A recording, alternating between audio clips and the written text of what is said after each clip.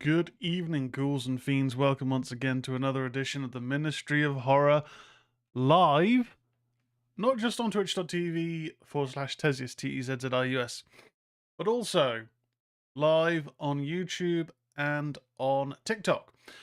So we've been doing a few gaming streams recently, and probably last week I set up a multi-stream so that we could basically stream in more than one location at once. And it's been a lot of fun, actually. I guess I've had to kind of learn to juggle going from not just one screen to another, but having multiple tabs open with multiple different chat areas. So, on the software I use, I can kind of see the chats for most areas where it hits, except TikTok. So TikTok I have to have open as a separate kind of monitor, which is fine. It just takes up more screen space. But been having a great time, really. We've been playing more Dead Space. I've been getting more and more scared because I'm a big wuss when it comes to horror gaming, and that's been fun. Dead Space has been a lot of fun. We've been really getting through Life is Strange double exposure. We are basically on the home straight. We've got the last chapter to do, and we'd already started it. And I know that chapters 4 and 5 are meant to be shorter than the rest of the game. And chapter 4 was definitely very short. So we are basically almost finished with that. And I think that when we finish that, we're either going to jump into Dragon Age the Veilguard, or I guess it would keep it on brand with the whole Life is Strange-esque setup and do Lost, whatever it's called, Lost Records. Don't know. The game which is Life is Strange-like. That is, I think made. I don't know if it's made by the same studios, maybe by the same sort of makers.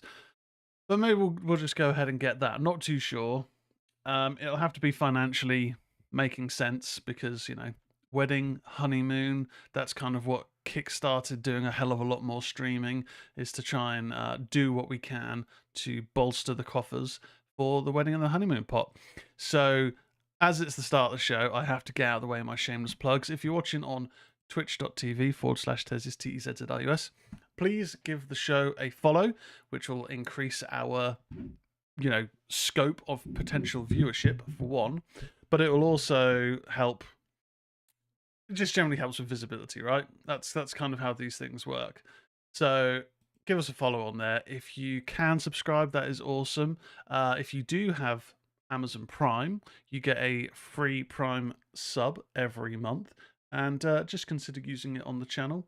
Be much appreciated, but no worries if not. And we have a donate button for PayPal, so if you wanted to support the channel, buy me a cup of coffee, you can do that. We also have, and I know this is probably boring for people and think, fucking hell, just bangs on plug-in and stuff, but it's part of the game. We have a Patreon, patreon.com/Ministry of Horror, where the show goes out exclusive early, 48 hours early, so you can head there. We also have bonus shows coming. We will hopefully be recording the 90 Slay Fiance, where my fiance watches films that will terrify her. Or infuriate her, as may well be the case with the first film. We haven't finished that first film yet. It's been a hell of a crazy busy week, so we're going to hopefully finish watching that this weekend. It is a David Lynch film. I thought I'd go easy on her and start with Mulholland Drive. Yet she's got opinions, and that's fine. That's why we're going to be doing this bonus show. So that is going to be coming. So that's kind of the shameless plugs out the way. The donations, subs, followers, all that stuff, Patreon. That's all that kind of out the way. I may do it again near the end of the show, but gonna have to. That's just part of the thing. And I have to give a shout out, of course, to our Patreons. We have Paul, we have Gareth, and we have James. Thank you very much, guys, for supporting the show. We've got Fran the Cannon in the chat on Twitch. Fran says, evening. Yes, Lost Records is developed by Don't Nod Studios, the same as Life is Strange. So, okay, I think I'm going to have to look into potentially picking that up, because I do love the Life is Strange games. Yes, they're not horror. Yes, this is a horror channel, but I am a wuss when it comes to horror games. We know that. If you've watched any of the the Dead Space streams, I jump quite a lot. That's it freaks me out. But hey, I love horror. I'm just a bit scared when it comes to when it comes to the game side of things. Anyway, so with tonight's show, there is no featured presentation because I haven't thought of one. Again, crazy busy week. But we do have a ton of reviews coming up a bit later on. We're going to talk about just general updates. We're going to get to the horror news, and then we'll get to the reviews. And tonight's reviews, we have a retro review. This time it is Pumpkinhead 2 Blood Wings. I did try and watch a film called The Dead Thing on Shudder. I'm going to be honest, I struggled. It was an erotic horror thriller. I didn't finish it, so I'm not going to review that. But I did watch Bloodstar, Midnight, and Cellar Door. So we've got 4 reviews coming up a bit later on. And then post-show, because this is being recorded, this will be going out on podcast platforms such as Spotify, Amazon Music, and Apple Podcasts. We will be doing a watch-along. So returning viewers and listeners of the show will know that we always used to, on Twitch, do watch parties. We're now calling them watch-alongs. Doesn't work quite the same way, but what we'll do is we'll have a look for a film, most likely a film on Amazon Prime, and we are going to watch it. I obviously can't stream the actual film on stream, but what we'll do is it's a watch-along. So I will just queue up the film, give you all an idea of where the timestamps are early on, and watch along at the same time. It's going to be chill. We'll have just have drinks, have snacks, whatever you have available. Basically, obviously, I can't dictate what you eat or drink. But yeah, it's been a busy old week. We picked up a little investment. I've had one of these before, but I sold it because I was never using it. But with our honeymoon road trip across America, we figured we need to have something so we can just kind of be filming and keeping a record, doing like maybe a bit of a vlog, but also just things for like socials and also for the memories, rather than just having to hold a camera, holding a phone up the whole time.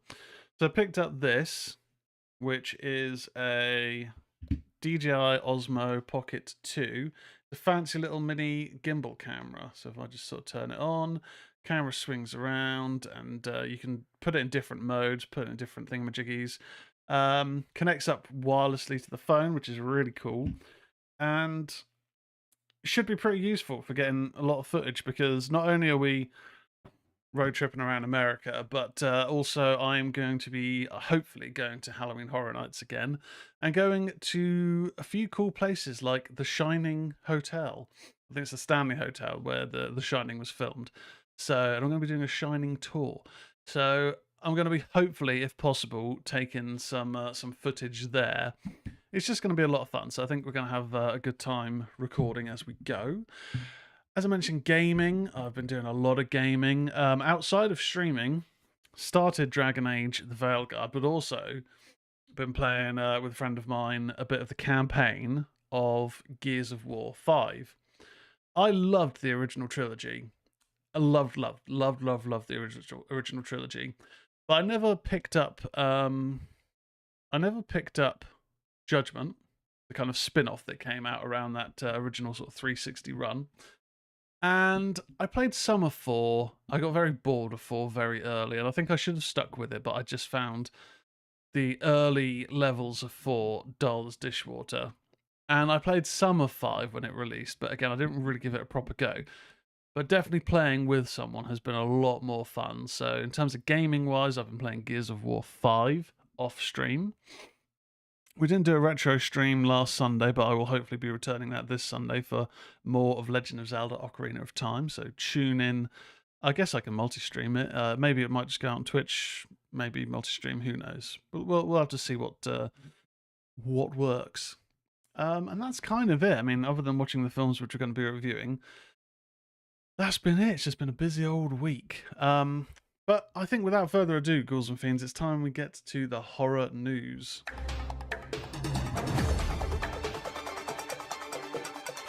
This is the news. Ho, ho, ho.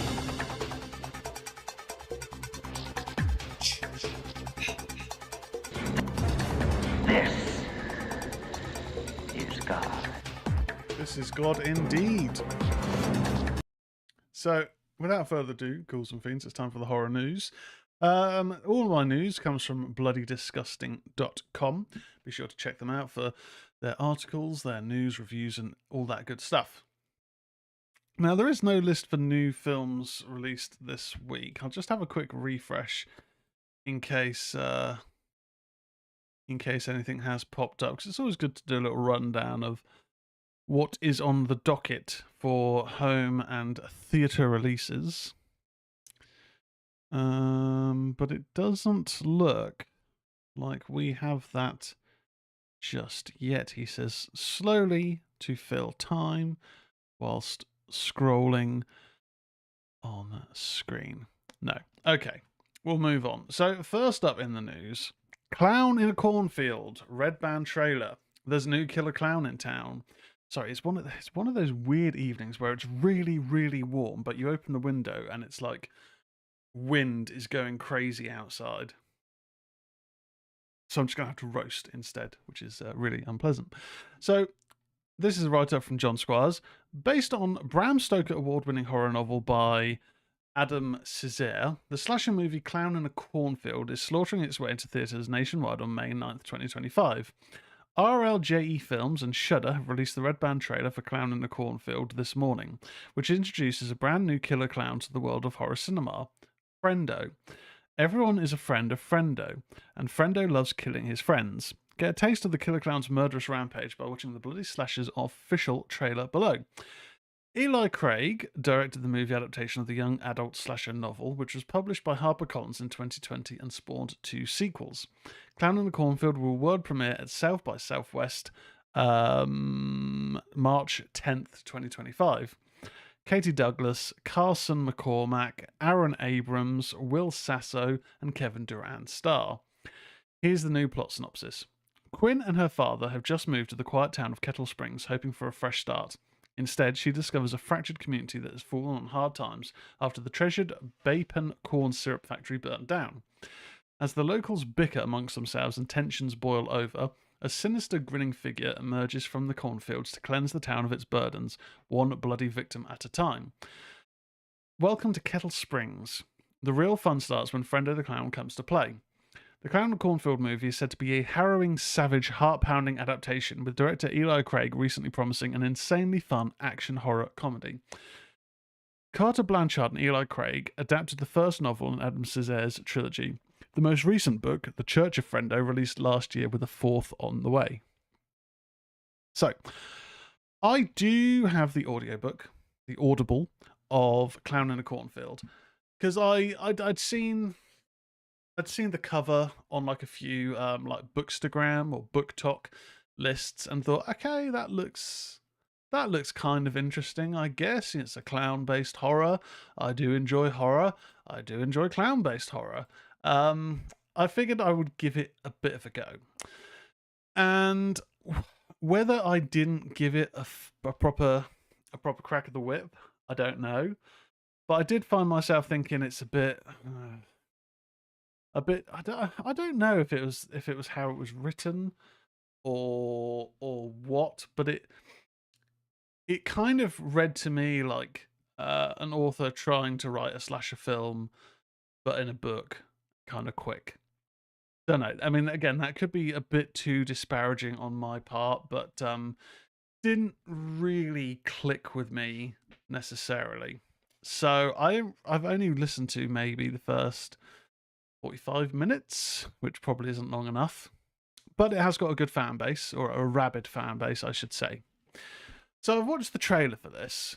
It does, the fact that it's the director of Tucker and Dale vs. Evil is pretty cool.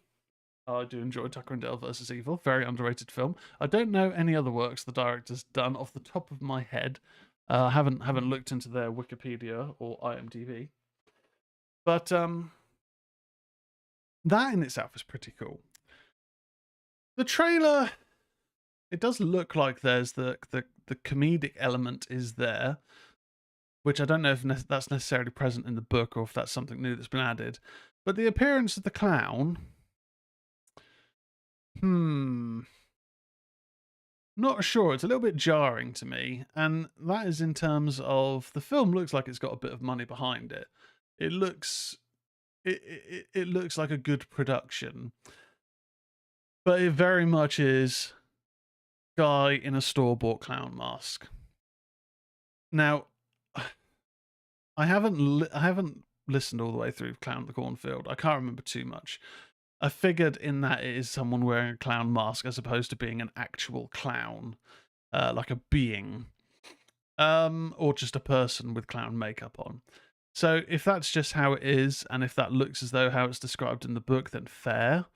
But it does look a bit like, I don't know. I think I've always thought with clowns in horror, if you're going to do it, do the actual makeup, because someone wearing a clown mask is just infinitely less creepy than actually, being all in the grease paint and really going full hog on it.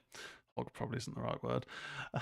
So in that regard, I'm not too sure, but the trailer does look quite fun. So I will be checking it out, but it's not a series that I really know that much about, and I have given it a try, but maybe not a fair try. Next up, Dario Argento's Phenomena is getting a TV series adaptation from an Italian company. John Squires writes, Dario Argento's Italian horror classic, Phenomena, also known as Creepers, is headed to the small screen, with Variety reporting that Italy's Titanus Productions is behind the series. Phenomena the series is said to reimagine the world of Dario Argento's 1985 horror movie, delivering a unique blend of supernatural intrigue and high-stakes drama. From writers and creators Nicola Guaglione and Menotti, the series follows Jennifer Corvino, an American student at a fencing academy in the glamorous Dolomites, who harbors a secret psychic link with insects. As Jennifer navigates the challenges of being the new girl at school, she must also confront a series of brutal murders. With her unique abilities, Jennifer must learn to harness her power to stop the killer, save her comrades, and survive. It was future Oscar winner Jennifer Connelly who played Jennifer Corvino in Argento's movie, with the film's cast also including Donald Pleasance, Dario Nicolodi, and Patrick Beauchamp. We have reimagined the visionary world of Dario Argento's iconic film, bringing it to life with a fresh twist that blends the sinister undertone with the pop aesthetic, the show's producer said in a statement shared by Variety this morning. With the work of successful writers Nicola Guglielmi and Menotti, our goal is to make a compelling series with a bold, state-of-the-art aesthetic, honouring the original but speaking to a new generation. The series project is currently being pitched to prospective partners and broadcasters. Okay. I do enjoy Argento, or I should say, I guess, prime Argento, early to mid. He is one of those directors whose work did massively drop off, and it's not just a case of his early stuff's good, much better than his later stuff. It's a lot better. There's some absolute dirge that's been released over the years, but his early entries, Suspiria, Tenebrae, Deep Red, are just absolute stone cold classics. Really, really incredible. This is one of his films I've just never gotten around to really watching. I did start it a little while ago on Prime or Shudder, and I found myself sort of going, okay, bit of a slog. Wasn't really grabbing my full attention, so I didn't stick with it. But it does have a fan base, and it does look a bit crazy. So maybe it's something I need to give another go. In Twitch, we got Eddie. Eddie the Beast is in the chat. Hey, Eddie. Good evening. I don't think I'll be able to stay because my phone needs charging, so I'll be back in an hour for the watch party. No worries, dude. Thank you for stopping by, and catch you later on. Next up in the news, Bring Her Back. Teaser trailer. Talk to Me directors unleash a new A24 nightmare. Again, John Squires write-up. In addition to the Talk to Me sequel, brothers Danny and Michael Philippou are reteaming with A24 for Bring Her Back, and the official teaser trailer has been released today. Sally Hawkins, Billy Barrett, Sora Wong, Johan Wren Phillips, and Sally Ann Upton star in Bring Her Back, which A24 will release in theatres on May 30th, 2025. In the upcoming Bring Her Back, a brother and sister uncover a terrifying ritual at the secluded home of their new foster mother. Watch A24's official teaser trailer below, which features eerie snippets of footage and lays out the general premise behind Bring Her Back without spoiling anything at all. Expect more on this one in the coming weeks. Talk to Me was a huge hit for A24 in 2022. The film scaring up 92 million at the worldwide box office and earning the Filippo brothers rave reviews for their feature debut. Danny and Michael Filippo will return to direct Talk to Me 2 for A24. The Australian duo got their start at the popular YouTube channel Raka Raka, launched back in 2013. Yeah, we talked a lot about Talk to Me when it came out. When I finally got around to watching it, exceeded all my expectations. Like that really blew it out the water for me. It was brilliant. As I've said before on the show, I'd been a big fan of the Raka Raka just because their online videos had this kind of madcap sense of just kind of going crazy doing these stunts, but like they basically made like mini action films, like with a real sense of humor, a real sort of piss take approach to filmmaking. I really did enjoy that stuff. And then Talk to Me is super serious. Like it is a real heavy subject matter. It's shocking in places. There's a particular moment where you kind of get a vision of it's almost like hell, and it sticks with you.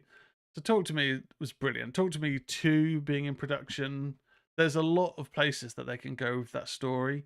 I think we're going to have a new set of characters because I think the setup for it is something that could easily, it established very clearly that this isn't an isolated incident. Like a lot of people around the world are doing this basically drunk game of communing with the dead. So may have a returning character, perhaps, but I'm interested. Yawning on stream, how bad? I'm interested to see where they go with it for sure. And this new film, the teaser doesn't give too much away, but it does what a teaser needs to. Creates a sense of mystery, uses unsettling imagery, basically gets you asking questions, and gets you interested into what is actually going on here, without giving really anything away. So, sign me up. I'd like to see a full trailer, but I don't want to see anything that's spoiler heavy. I'm very much with them. I want to go along for the ride. I don't want to know too much. I'm up for it. Next up in the horror news, we've got some gaming news now. Grab surreal survival horror FPS Golden Light for free until February 24th. This comes from Mike Wilson. We had mentioned Mr. Pink and Hypertrain Digital's surreal, meaty survival horror FPS Golden Light when it first launched back in 2022. Now, for a limited time, you can grab the game on Steam for free. That's right, you can grab this survival horror FPS prop hunt roguelike about meat for a cool 100% off until February 24th. A mixture of horror, can't talk, horror, comedy, and just plain weirdness. Golden Light is a procedural dark comedy horror game with roguelike elements and an eerie atmosphere. You must descend into the gut, a nightmarish world of flesh and bone, in order to save your loved one. It only gets stranger from there as you eat your weapons such as bat head, corrupted fetus, fish head, fat lips, meat apple, and more, while questioning just what the hell is going on. Adding to the bizarreness of the procedural levels and the mashup of chunky throwback graphics, which harken back to early PC games with their jaggy polygons and pixelated textures. The game also features online co-op or versus modes, in case you're needing to experience the weirdness with a friend. I clicked on this link because it's a free video game. And I'm always down for freebies. But multiplayer, prop hunt, roguelike. Nah. You're alright, you haven't caught my attention there. But it's a freebie, so if any of those things sound kind of interesting to you or fun to you, you got a couple of days, depending on when you're watching or listening to this. You've got a little bit of time to get a game for free.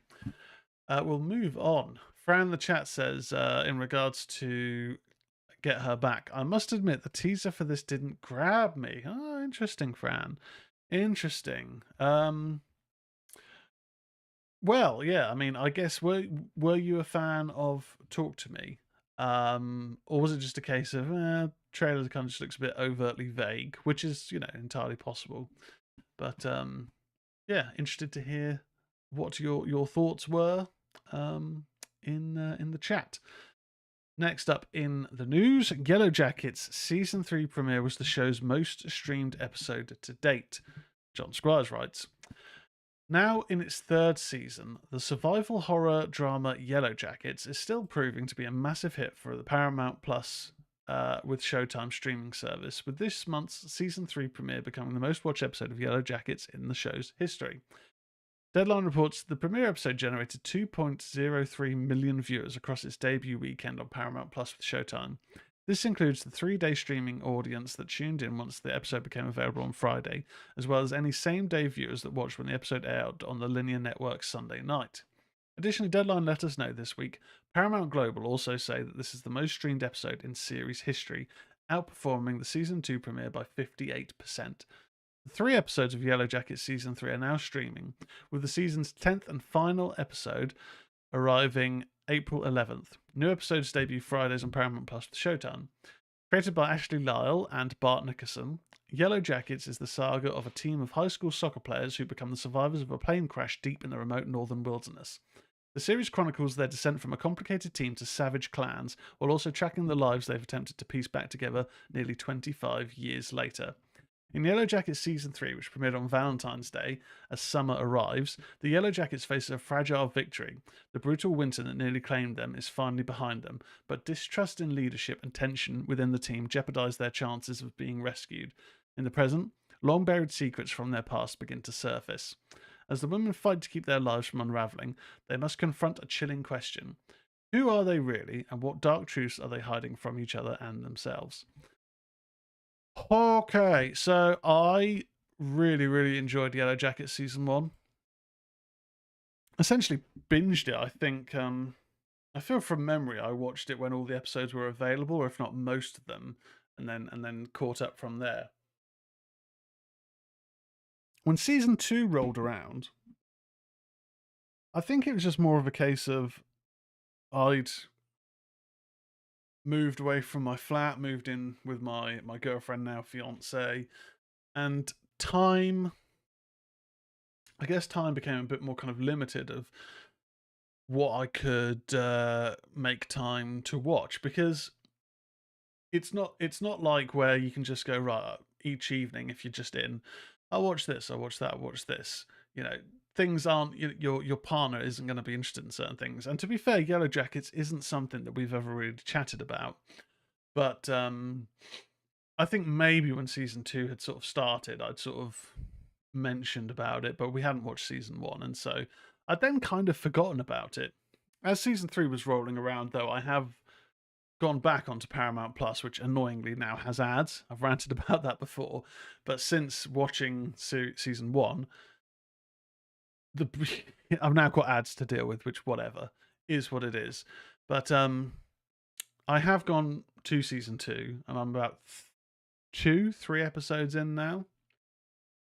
But what I do need to do is just go right once a week. Let's watch an episode once a week, and then just commit to that hour. Kind of similar to what I'm doing with a rewatch of Twin Peaks. Season 2 of Twin Peaks is a difficult rewatch because there's a period where it just gets really a real big lull. But that lull isn't quite as bad as I remember. It is more just like 3 or 4 episodes that are kind of crap. It's just a bit different. It's just not the same. Anyway, Yellow Jackets, season 3, doing well. I do wonder, though, I guess my only kind of fear would be I don't want it to be one of those shows where it has that Lost syndrome, where each season, oh, you got some really interesting questions. Oh, God, what could this mean? What could this mean? But then when it comes to actually answering those queries or questions, it's just either gets brushed under the rug or it does get answered, but it's not a very coherent answer, or it just seems a bit kind of like made up on the fly. That's why I've been hesitant to watch season 3 of From. Series 1 and 2 were really, really good. Like, it is quite a nasty horror show. But I did start wondering, because I know it's got Damon Lindelof on board from Lost, I did start wondering, is it just going to be one of those shows where we've got these interesting questions? What is this? What's causing this? What's going on here? But then rather than answer these queries, we just get more questions. And I guess it depends on what the plan is for the length of the show. I just don't want to be 4 seasons into Yellow Jackets and going, I still don't know what happened here. I still don't, you have to. And again, I haven't finished season 2, so I don't know if any of this is done in season 2. But you have to resolve some plot threads. You want to keep intrigue. You want to keep viewers guessing and keep, asking questions. But you do also need to answer some questions along the way. And I guess that's just been my fear. And that could be a very unfounded fear, but I mean, it's up to me to just watch it and make my mind up, but there we go. Next up in the news, we got some comic book movie news. Eden Lake filmmaker directing Clayface movie written by Mike Flanagan. John Squires writes, Mike Flanagan, The Haunting of Hill House, Midnight Mass, and Doctor Sleep, is writing a Clayface movie for DC, with THR confirming this afternoon that the director has been found. Flanagan himself will not be directing the upcoming Clayface movie, with James Watkins, Eden Lake, The Woman in Black, Speak No Evil, taking a seat in the director's chair. Warner Brothers will release DC's live-action Clayface movie on September 11th, 2026. The Hollywood Reporter details, sources say the film is budgeted at $40 million and is a Hollywood horror tale centering on a B-movie actor who injects himself with a substance to keep himself relevant, only to find that he can reshape his face and form, becoming a walking piece of clay. The movie is due to shoot later this year. Flanagan tweeted back in 2021 that his dream Clayface movie was a horror thriller tragedy, and it sounds like that's ultimately the movie he ended up writing for DC. The Clayface character was introduced by DC Comics in Detective Comics number 40 way back in June 1940, an adversary of Batman with a clay-like form and shape-shifting abilities. The character has been played on screen in both animation and live action, with actors including Alan Tudyk, Ron Perlman, and Brian McManamon and Lorraine Burroughs having played the role. Matt Reeves and Lynn Harris will produce through 6th and Idaho Productions, and as a reminder, James Gunn and Peter Safran are now the heads of DC Studios.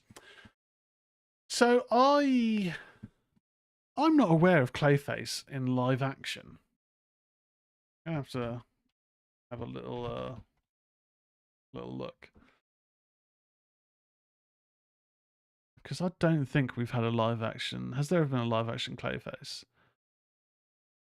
The opening credits of Batman 1966. Really? Wasn't aware of that. Okay. Well, anyway. I think with Clayface, okay, Mike Flanagan, good pedigree there. James Watkins, good pedigree there. So this has the makings to be pretty decent if done well and whatnot. But if it's a horror thriller tragedy, then that does sound as though we're following the character Clayface. So Clayface is going to be our protagonist, if not anti-hero. I hope it doesn't go down that route, because Sony and Marvel, or Sony with Marvel properties, have tried that, and I don't think it's been successful yet.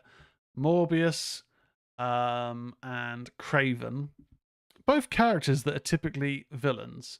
So why are we having films focused on them? Surely they should be part of a rogues gallery. Not that I'm saying let's have multiple villains like Sinister Six or whatnot, but have them as the baddie in a Spider-Man film. And I would think the same thing with Clayface. Now, as I say, it's got some good pedigree behind it, but I think of Clayface purely as a Batman villain. Tragic Batman villain, because a lot of Batman villains are tragic, but that doesn't mean I want to follow their story. So I have a bit of trepidation, but I do feel that it does seem to be in the right hands. It's got the right people working on it. But it is just a case of, like, you know, learn learn from the Sony approach of making films focusing on a rogues gallery. And I'm not going to include Venom in that because I know Venom has been quite successful. I thought the first Venom film was fun, but Venom is originally a villain, then became an anti-hero, and you know, he is both kind of associated with an uneasy alliance with Spider-Man along with being a villain. So he tiptoes that line, I suppose, but you know, he's got more name value, I would say, than a lot of these other ones. Fran in the chat, sounds like this will be based on the first Clayface. There's been several. That version is inspired by actors like Lon Chaney and his Phantom of the Opera. So, yeah, it has the potential to be interesting, but I just sort of think, I don't know. I don't want it to be another Morbius or Craven. And I haven't seen Craven, to be fair, but I have seen Morbius. And that was a very much a nothing film, in my opinion. It's just one of those films that it occurred. It was made. I watched it. I did retain nothing from it. So, you know. And that's a tragic character, which is most often associated as a villain. I think in more modern comics, he's a good guy, but generally, I remember him as a tragic villain.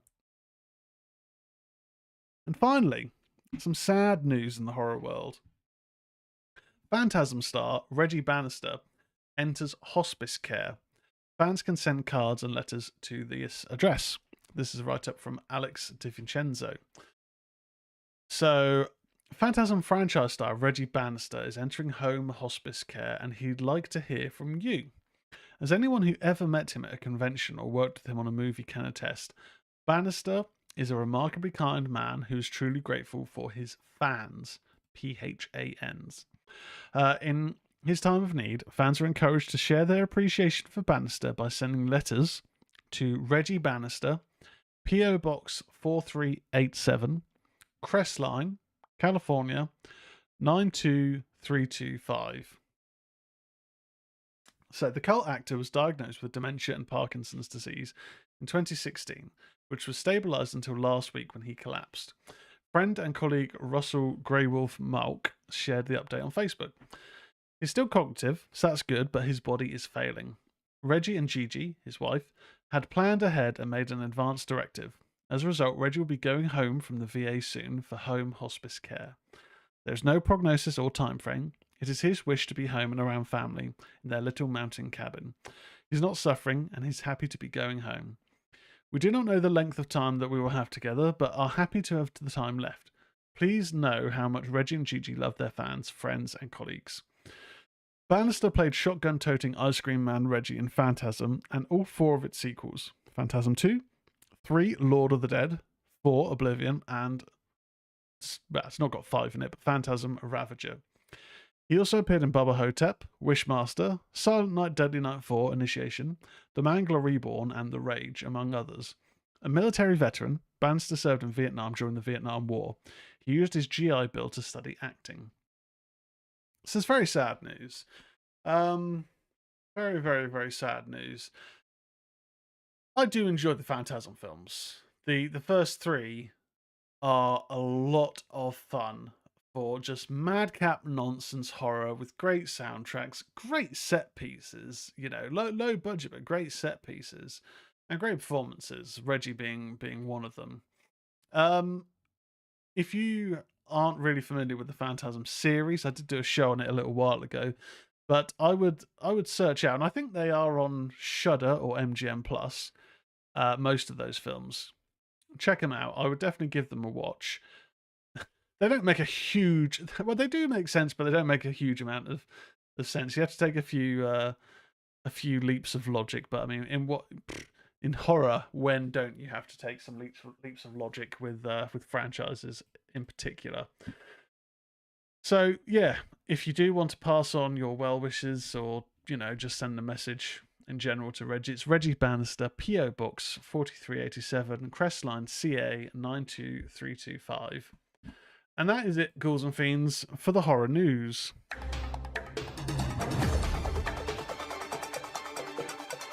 That was the news. Oh, oh, oh, oh, oh. You hang up on me again, I'll cut you like a fish, understand?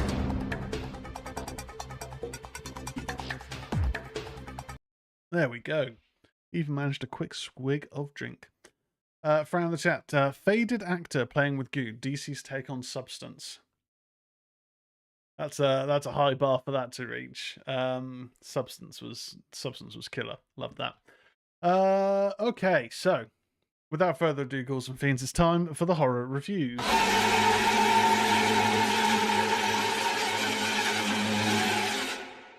There we go. I'm honestly, I am baking. Considering it's February, I've got the heating turned off. I've got the door closed just because the dogs, they tend to bark every 5 minutes at just anything.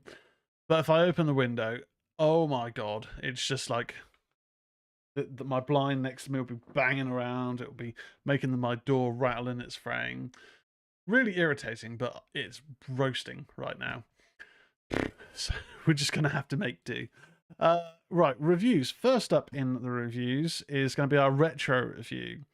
So I finally got around to watching Pumpkinhead 2. Now, Pumpkinhead we watched on stream quite a while ago. Classic horror film with Lance Henriksen, directed by Stan Winston in his directorial debut, and it might be one of his only credits as a director, but legendary effects personality.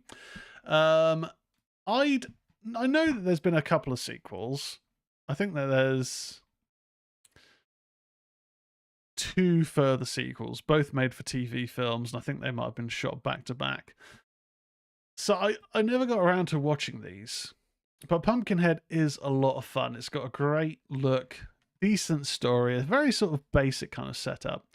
But I never got around to watching any of the sequels. Well, for a little while, I have had as a free channel, I think it cost me like £1 for the month, MGM Plus. And it's a service I have used before, but I just never really actually used it that often. So I kind of just thought, well, okay, it's £1. I'm sure there's got some stuff on there. They got some classic horrors in there. A lot of the ones that, if you're like me, you probably have seen before, but not all of them. And I happened to notice that Pumpkinhead 2 was on there. I thought, okay, well, let's actually give this a go. So with all of our horror reviews, we'll talk about the highs, we'll talk about the plot, we'll talk about the highs, the lows, and then I'm going to give it a score out of 10. Now, with all reviews, this is just my opinion. It's not the gospel. And if people have a differing opinion or want to discuss, hit up on socials, on X, ministry_horror. We're also on TikTok, Facebook, and Instagram. So you got all your options there if you have opinions on any of the horrors mentioned.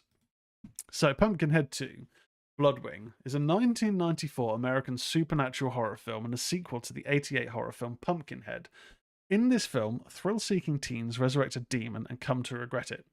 The film is loosely connected to others in the series and was released in some territories under the title Pumpkinhead: The Demon Returns. The PC video game Bloodwing's Pumpkinhead's Revenge was released shortly after the film. I wasn't actually aware of the video game. I don't know if there's any in-game graphics.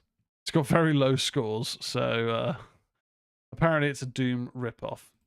Anyway, we'll talk about the opening of the film. We won't go too much into it, but we'll sort of talk about the opening moments. In 1958, in Ferren Woods, a small backwater town, an old blind witch, Ms. Ozzy, feeds a deformed orphan named Tommy. He is the offspring of Pumpkinhead.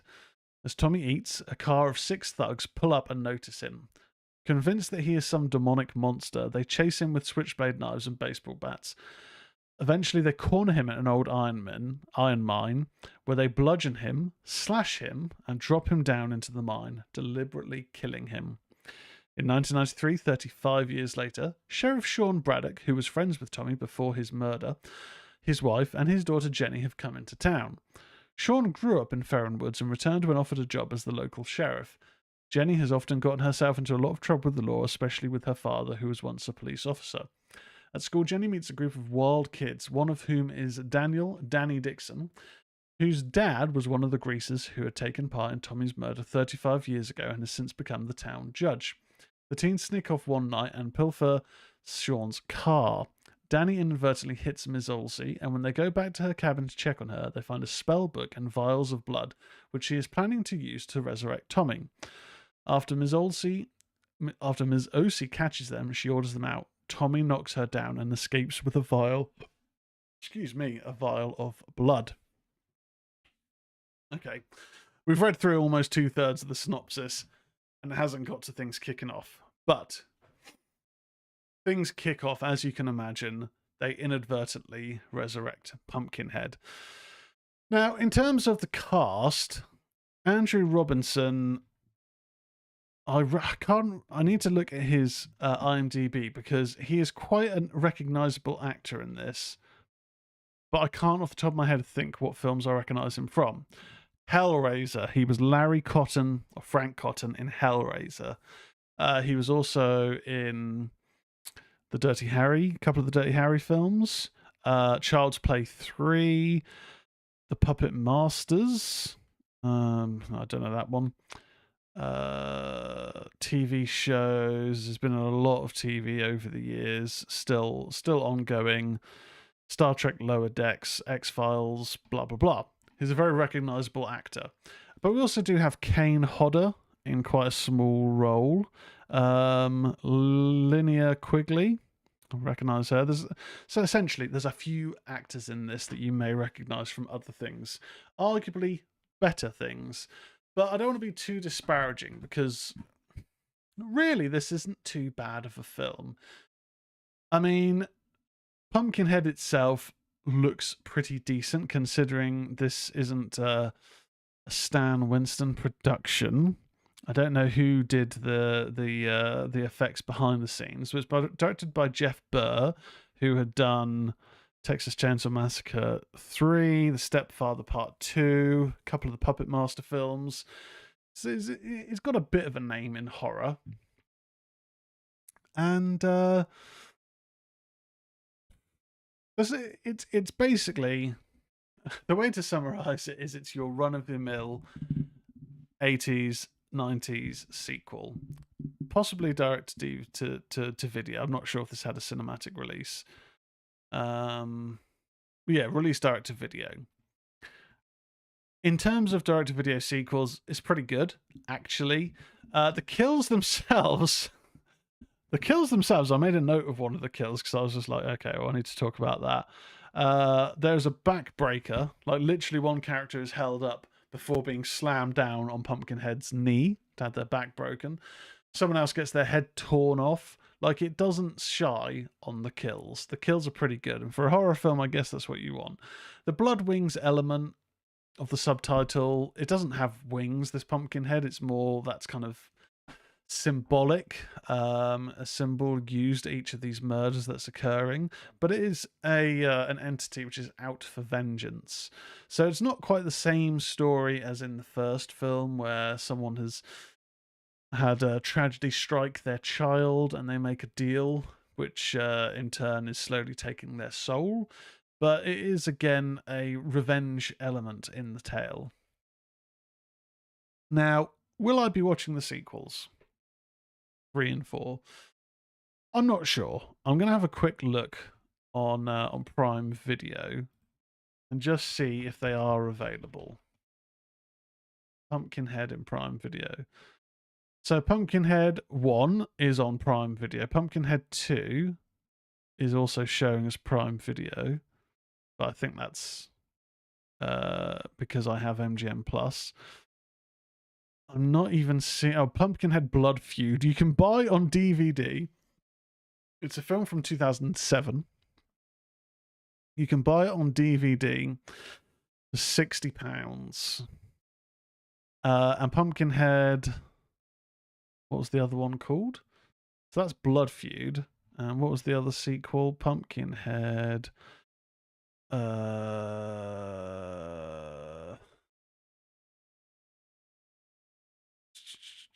Sequel. Pumpkinhead Ashes to Ashes. I'm not seeing that in the list. Pumpkinhead 4, Pumpkinhead Ashes to Ashes. You can get the double pack for $45.91. That seems extortionate. So, in short, my answer to the original question I asked myself, no, I will not be watching Pumpkinhead 3 and 4. I think that kind of goes without saying right now. So, what would I give this out of 10?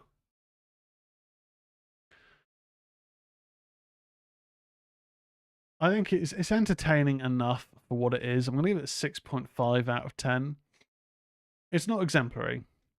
There's no particular moments in this. I mean, I made a note of the backbreaker because that's the whole, it's a wrestling move.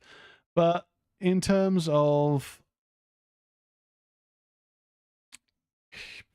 it's decent. It is decent. I don't think it's good enough to be a 7. But it's certainly not a bad sequel as far as direct-to-video sequels go. It's worth a watch. If you've got MGM Plus in the UK, you can watch it there. But 6.5 for Pumpkinhead 2. It's fine. And then next up, I watched the 2021 Korean thriller, Midnight. Written and directed by Kwon Oh-sung. The film stars Kim Ji-joo, Wee Ha-joon, and Kim Hae-yoon, depicting a life-threatening hide-and-seek scenario between a psychopathic killer and a deaf woman. The film was slated to release in 2020, but its release was postponed due to the resurgence of the COVID-19 pandemic. Finally, the film was released simultaneously in theatres and via streaming media TVing on June 30th, 2021.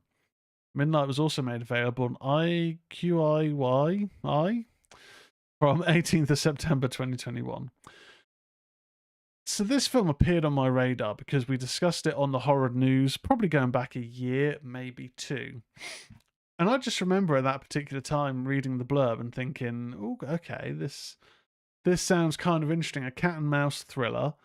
Yeah, sign me up. I do enjoy my thrillers. We don't get enough good ones. And it hadn't really had a proper UK release.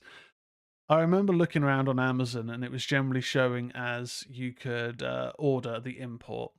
And imports are always a bit of a funny game. I know with European imports, they generally will work on Blu-ray players. Now, I don't have a Blu-ray player per se. I've got an Xbox and a PlayStation. But I don't think that they are multi-region.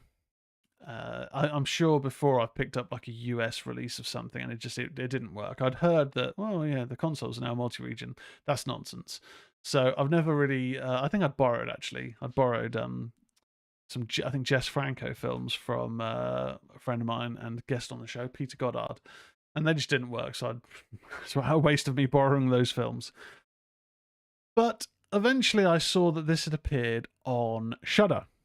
So I was very, very, very, very hyped to watch it. Added it to my watch list that I never actually look at what is on my watch list. And I kind of thought, okay, definitely going to need to watch this. The thing is, me getting the time to watch a film where it's going to have my full attention with no interruptions is limited, to say the least. So I kind of figured, I don't want to watch this in segments. I want to be able to put this on and just be engaged in the film from start to finish. And that's generally how I like to watch films. It doesn't always occur that way, just such is life. Interruptions occur. Help is needed that can't wait an hour and a half. So it had been a while before I kind of thought, you know what, I'm actually going to be able to sit down, give this a go. But eventually I thought, right, let's do this. So earlier this week, I blocked out my calendar and I put on Midnight. So I'll talk a bit about the setup. Kyung-mi is a deaf woman and a sign language counselor at the Sign Language School Center who becomes the target of serial killer Do-sik after she witnessed him stabbing So-jun. Jong Tak, Sojun's brother and a security guard, sets out to protect his sister and Kyung Mi. On the other hand, Kyung Mi's death mother also learns about this and helps Jong Tak in protecting them. So that is giving away a little bit much, but there's not really a hell of a lot much on the blurb to go on. So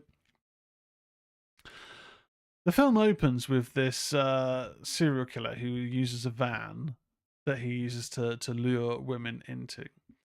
And he tends to already have a victim in the van that he just takes his time with. Like, he's quite sadistic in terms of he'll stab them and then carry them around in his van while they're slowly bleeding out to death. And he's hunting other victims. We don't necessarily get too much into this character as to their motivations, what has led them to this path. It's more so a case of we are following Kyung Mi and also Sojung to a degree during this one fateful evening. And it really is a cat and mouse film in terms of once Kyung Mi has witnessed the murder, witnessed the attempted murder, she is then being chased and pursued throughout the city.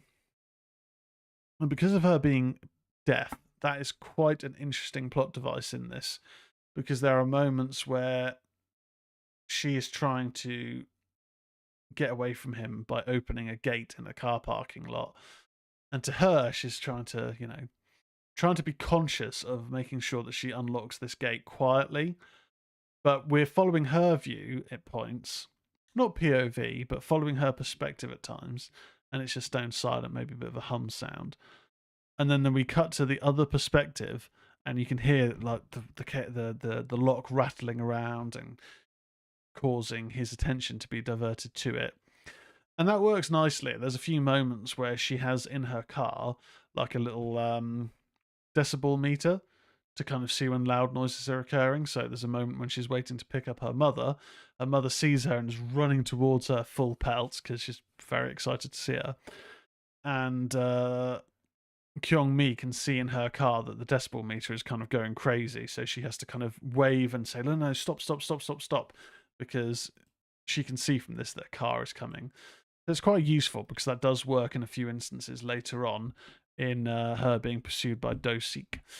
There's some pretty cool fight scenes in this. It is more thriller than horror, more stalking. It's not so much a stalk and slash. There's not that much actual murdering going on,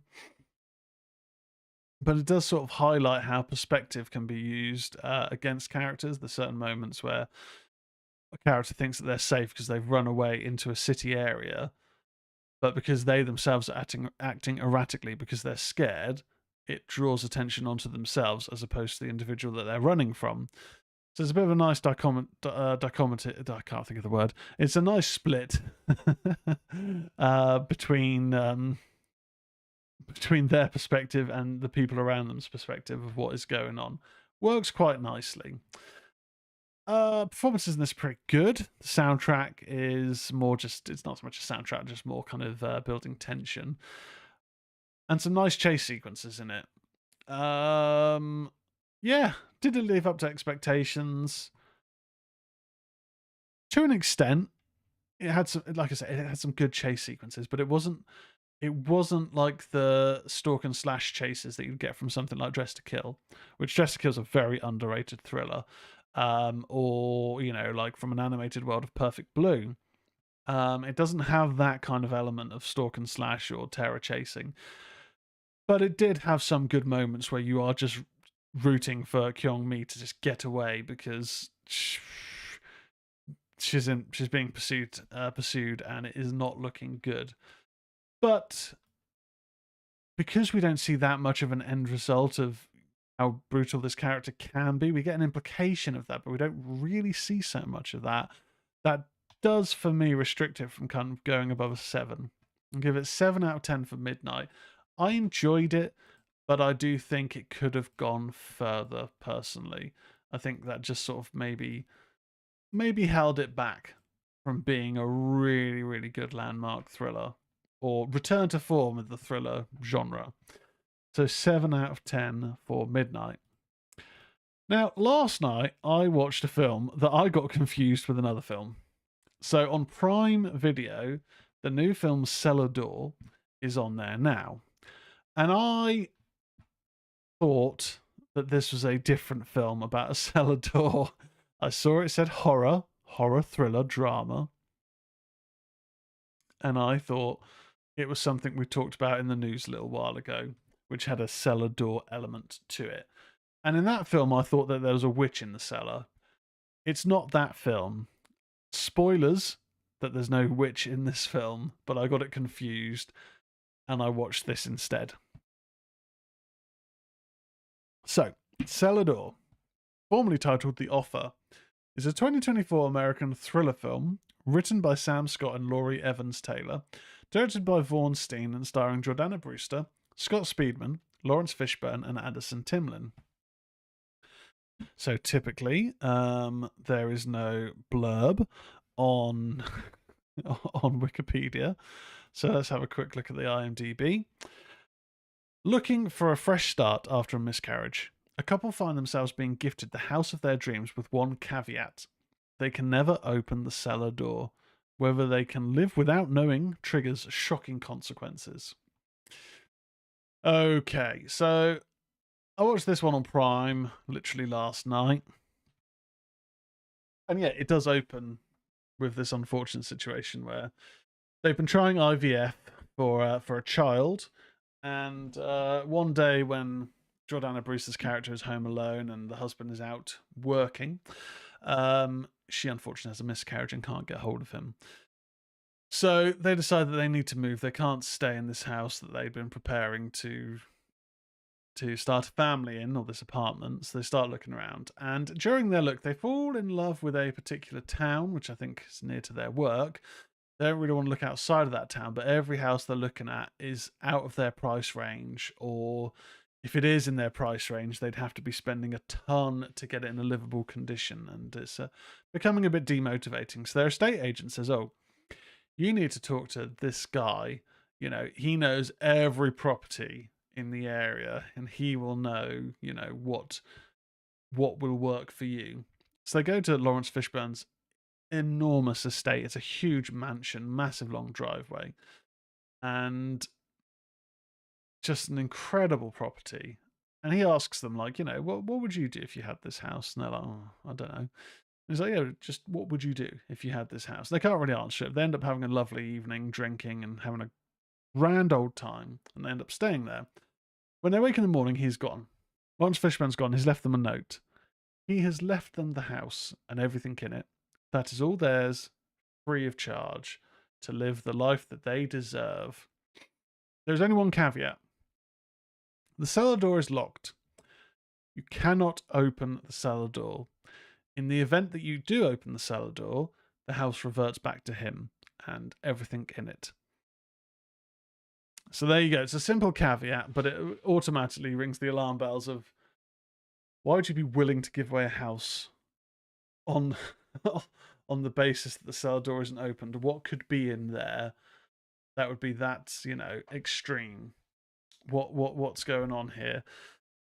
And typically this kind of goes the places that you would think it would go, with a mixture of surprise and intrigue as the film progresses. This one wasn't for me. It's a psychological thriller that thinks it's a bit smarter than it actually is.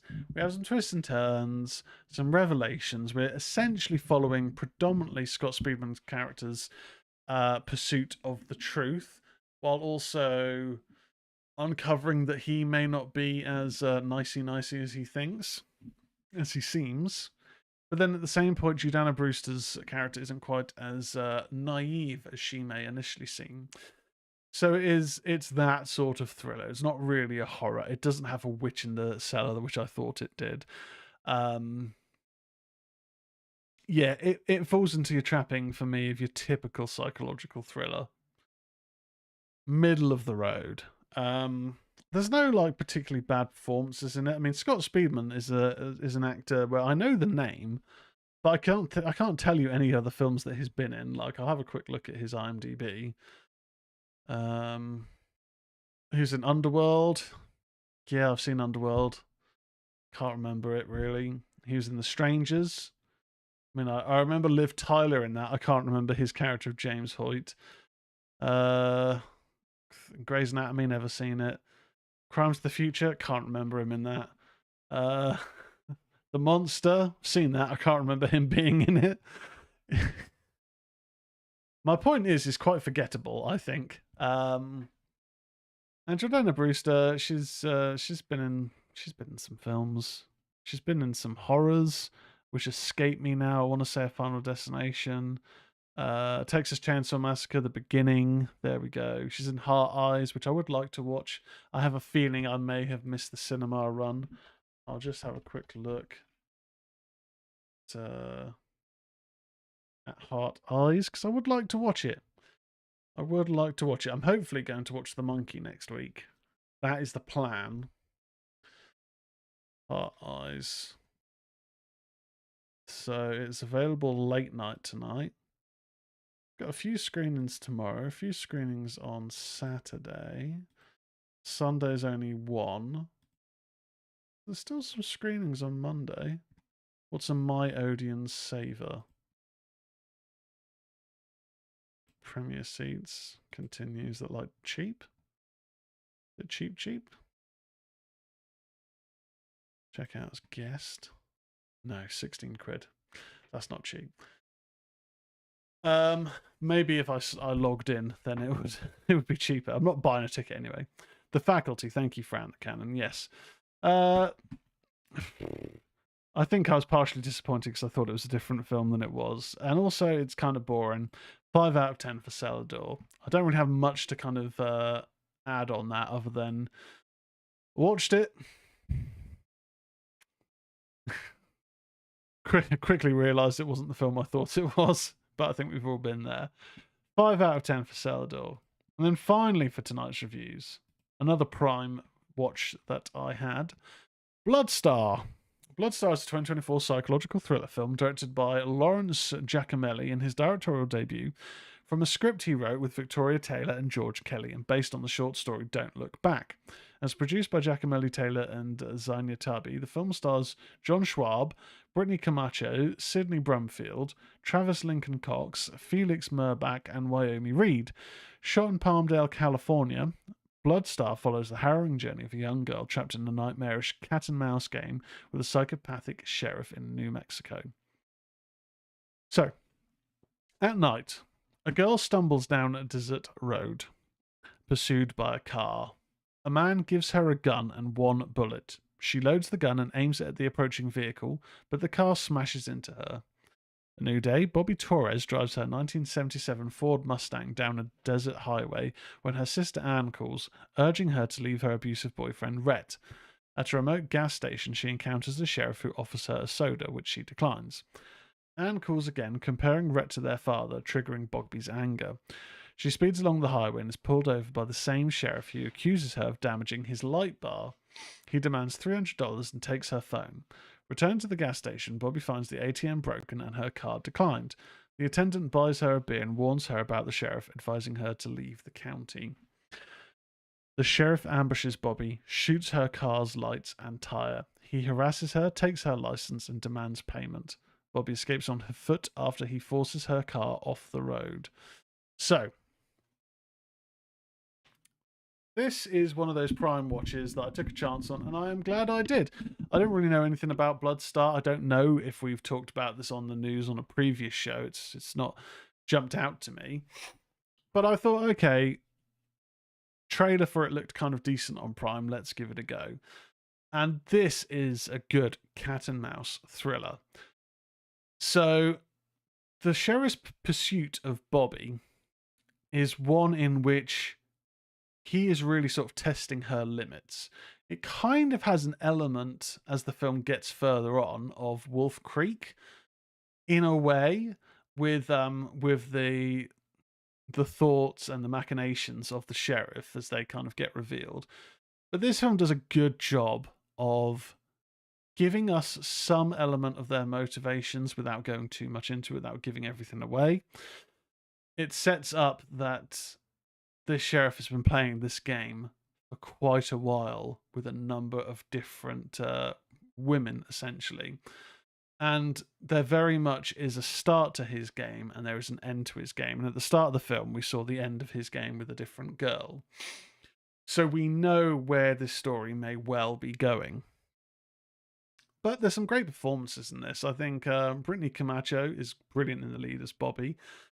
She's got that kind of tough girl sass where she's not afraid to backchat, but there is genuine terror in moments when she makes a friend, and it's looking like they're gonna just try and get out of this town. That doesn't go well when the friend's head explodes in front of her. So we get some decent elements of gore in this film, and the violence in it is not gratuitous, but it will make you squirm in certain points. There's certain moments where you're just like, oh fucking hell, that's grim, without being over the top with gratuity. So that's a positive with it, and it's a film where it does make you wonder, is this just going to go down that route of being like, we're following this pursuit and it's all just going to be depressing and we're going to be left feeling a bit shallow and hollow? And I won't bury the lead here. I won't ruin the finale or give any kind of major spoilers away. But what this film does do well is creates great sense of panic and terror.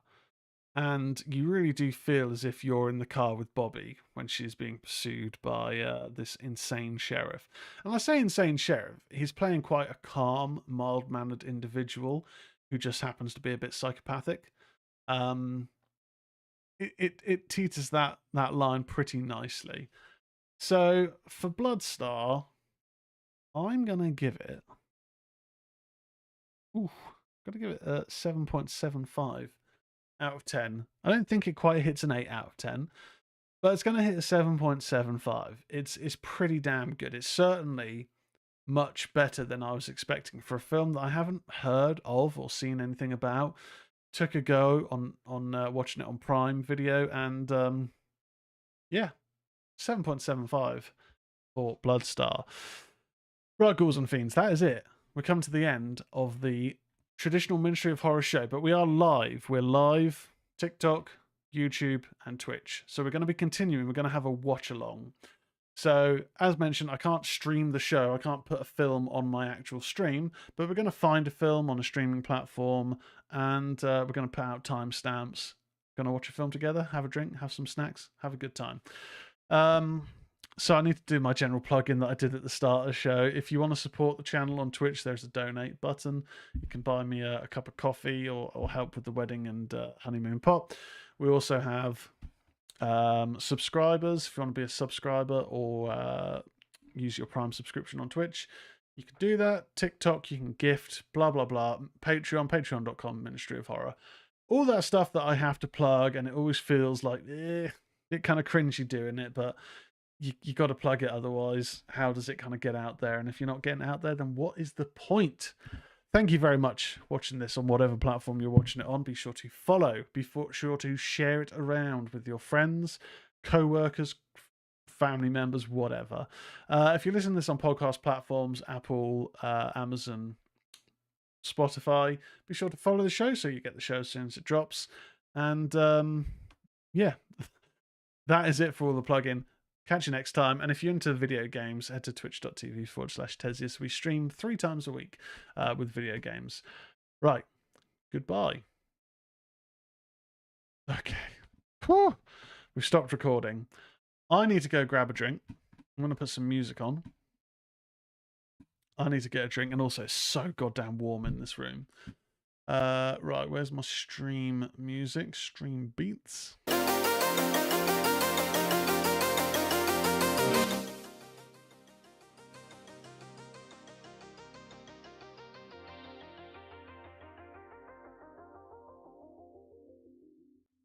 There we go. Show's done. Show's recorded. Show's in the bank. Woo! Okay, right. So I'm going to go grab a beer. I don't know about grabbing my sweets. Last time we did a watch along, I grabbed my sweet tray my tray of assorted pick and mix sweets, but I have picked at it a few times today, and I felt quite sick earlier on. Probably from the sugar. Who'd have thought it? Who'd have thought sugar could have an effect like that? So yeah, I will maybe grab a packet of crisps. But I'll be back in a second. We'll chat wrestling, as we always do, and then we'll pick a film and put it on the stream. I need to check on the dogs as well. So stick right here. I'll be right back. Be right back. Oh shit. Don't want to turn on shield mode. Be right back.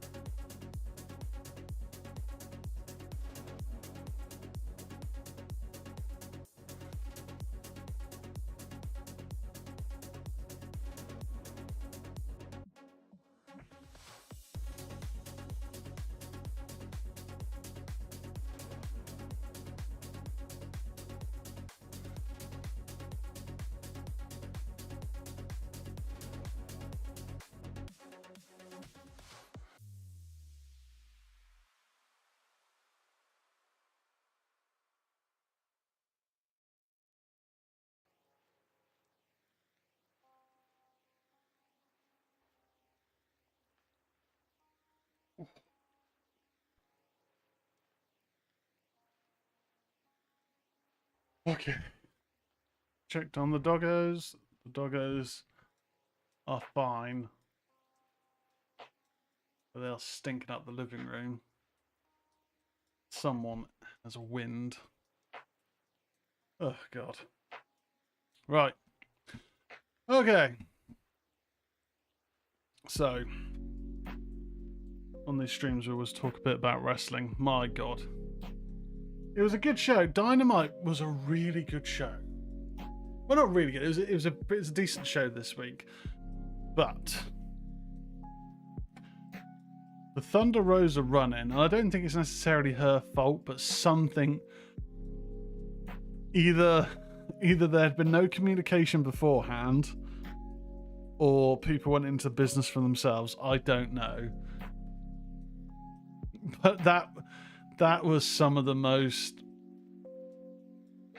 I don't know what to say about it. It was like just an absolute shite moment.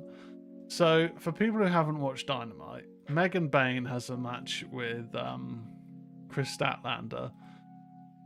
Now, that's the sort of match you probably could have built towards a bit more, because Chris Statlander is, she's quite a name. She's a fan favorite in AEW, but her booking recently has been like, well, is she a big threat or not? It's kind of similar to Jamie Hayter since she's returned. Is she a bit as much of a badass as we thought? Because it's kind of a quite stop and start push. It's not really a push at all. We've had Megan Bayne introduced, who she's got a great look. She seems pretty good in the ring. She has a match and she does beat Chris Statlander, which, if you're pushing your newbie, then you can't have them lose. But this is why I thought this match should have been built. This should have been maybe a pay-per-view match, or built towards a bit more. I'm not sure.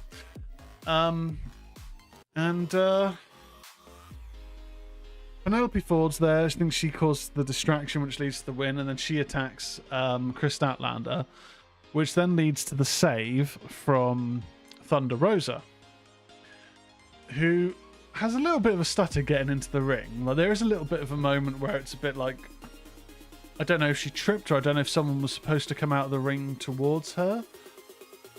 There's a little bit of an odd moment there. Like, maybe Penelope Ford was supposed to run out to her. I'm not sure.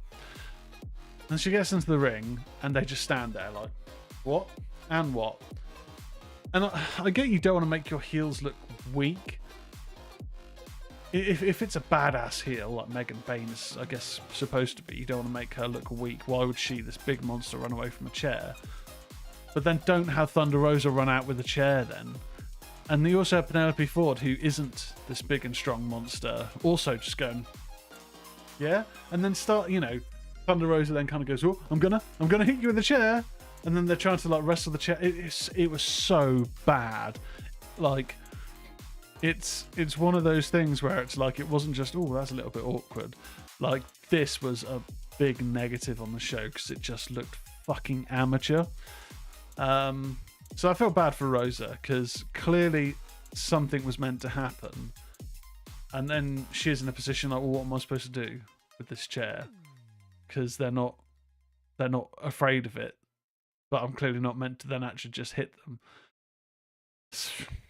And I did see a little clip of Brian Alvarez, and I don't watch Brian Alvarez and Dave Meltzer, but I see the odd thing on X, where apparently it comes down to the fact that Tony Khan doesn't want production meetings, and this is the sort of situation which could have been avoided by having a regular production meeting. But whenever they're brought up, he's like, no, I don't want to do production meetings. I don't know how true that is. I don't know.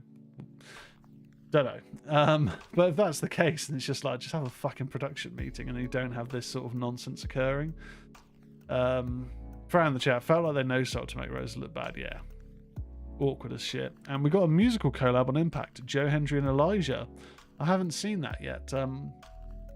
I have seen the Impact NXT stuff seems to be going well, and we're going to have the Hardys back on WWE TV, which I haven't seen the Hardys in TNA, but I've always got a soft spot for the Hardys, even if the AEW run was not, it was one of those situations where it was becoming a bit sad, because it was like, they can't, at that stage, I don't know if they've changed up their style a bit, but at that moment they were trying to do what they did 20 years ago, and time had just started catching up, and it was just looking a bit like, Hardys at half speed. But I'm still intrigued to watch them, and you know, always got a soft spot for them. But yeah, I'll need to watch that Impact moment on YouTube, Bran, for sure. I didn't watch Raw this week. I think I quite often watch Raw or SmackDown on my iPad. But for some reason, there's just segments in the show that you can't skip, and it doesn't have like normal ads, like it doesn't have Netflix ads, but it has these moments where I guess in America or whatever station it's on, there's ads where it just cuts these promo package videos on a loop for 3 minutes. And they happen so frequently and they're so annoying, but you can't fast forward it. And I'm used to watching on like TNT Sport and just sort of, right, skip ahead 3 minutes. There we go. I think you can do it on the TV, like on Netflix on TV, but for some reason on my my iPad during certain moments, the option to skip ahead just isn't there. You can pause, you can come out of it, and that's it, which is just a little bit... It's a bit annoying because I don't want to watch... It's not even like it's an ad, it's just music on a loop for 3 minutes. Anyway, so I put some suggestions up, but I'm gonna have a look on Prime Video and just see what else is on there. Right, horror movies, ways to watch included with Prime. Okay.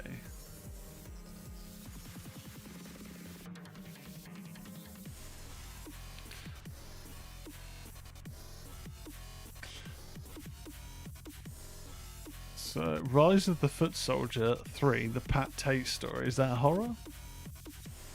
Don't know. Teeth, I've never actually seen Teeth. That's why I put it on the Discord earlier on. I don't know if it's meant to be any good or not.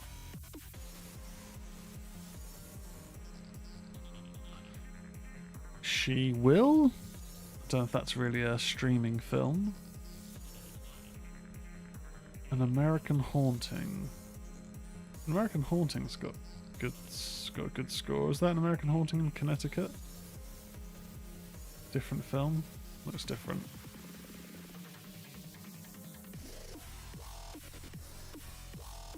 Okay, this music's a bit crazy. That sounds annoying. Yes, very much so. Like I could understand if it was just regular sort of Netflix ads, because yeah, you can't skip them, you have to watch them. But then Netflix ads aren't that long. But this is just, yeah, 3 minutes of just the wrestlers posturing with just this really dull music repeating.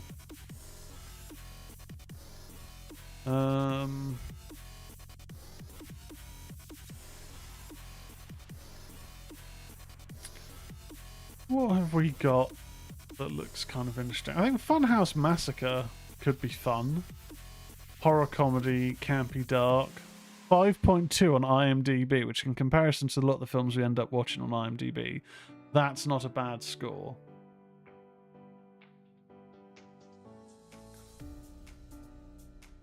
I'm thinking maybe Funhouse Massacre, but I will just have a look on the rest of the list.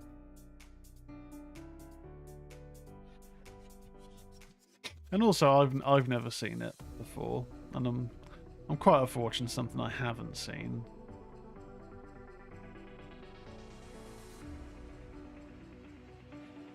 I did notice that the Wishmaster sequel or sequels are on here, but I can't remember if I've ever actually watched the original all the way through.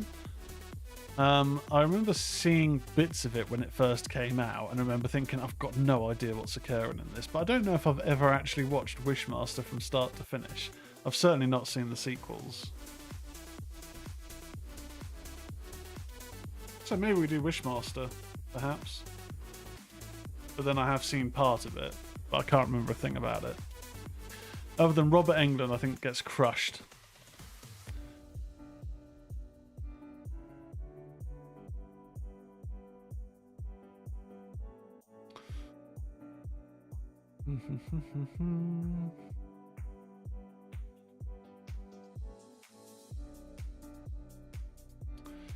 The Gallows Act 2. I have seen The Gallows. I wasn't that impressed with it. I definitely haven't seen the sequel.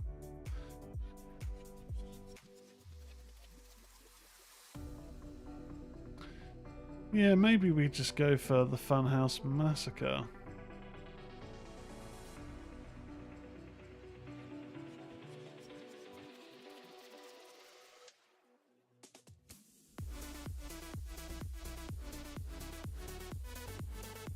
Oh, Dread's back on Prime. Oh, good old Dread. Still a shame that we never got a sequel.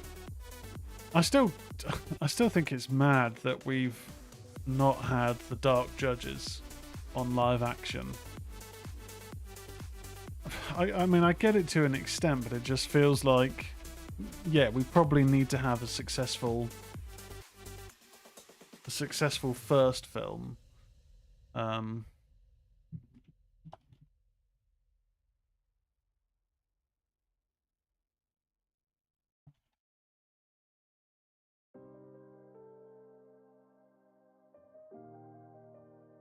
What else we got? Horror in the High Desert. I did enjoy that. I don't want my beard is so itchy today.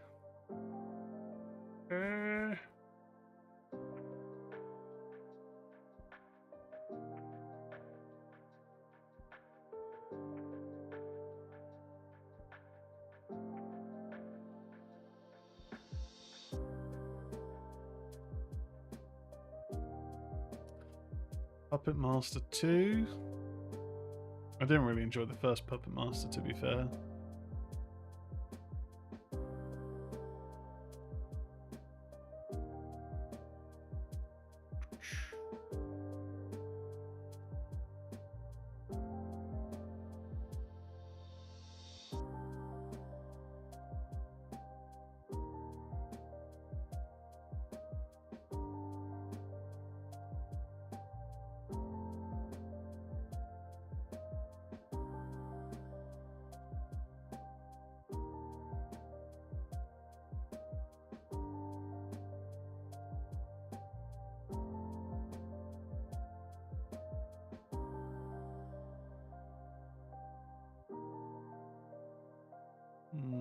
Can't come out to play. I'm sure I've seen that one. Trauma. When Darkness Falls.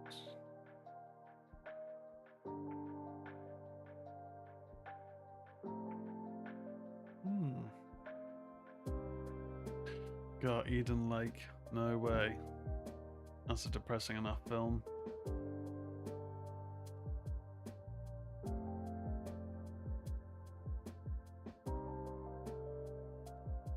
So yeah, we've got like 5 Puppet Master films on here, which is just mad. Right, yeah. So as I was kind of started saying, like, it seems mad to me that we haven't had Dark Judges in a live action setting. But we need to have a successful Dread. I do get we need to have a successful Dread film first, because I understand that we probably couldn't go directly into Dark Judges and Necropolis. You need to kind of set up that universe first, but it's like, I would just love to have Judge Death on screen. But it would have to be an R-rated monster film. The big scope.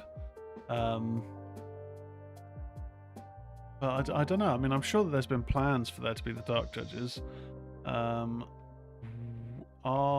Were there ever plans to have Judge Death in a live action Judge Dredd film?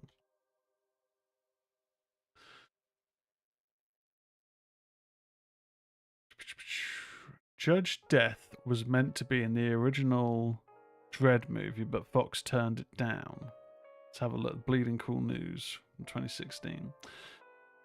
Dredd has gone on to have quite a life on home and streaming releases. The film has garnered a real love from a cult following, meaning cries for a sequel ring out pretty often. The first was pretty good too, so no reason they couldn't build from there. However, that film once looked pretty different. Screenwriter and then caretaker director of the first film, Alex Garland, apparently had a very different take early on for the film. According to franchise co-creator John Wagner, speaking to Screen Geek, an early draft by Garland featured Judge Death. He said, "That was actually the first script that Alex Garland did, was a Judge Death script, but Fox, who they were dealing with at the time, turned it down. They wanted more nuts and bolts before they went into the metaphysical. Death has a really striking look to him, and he could make for a really neat live-action creation. If a sequel did ever happen, which I will say I'm not holding my breath for, I'd love to see them take on the bad guy." Oh. So we almost had Judge Death in that film. Wah.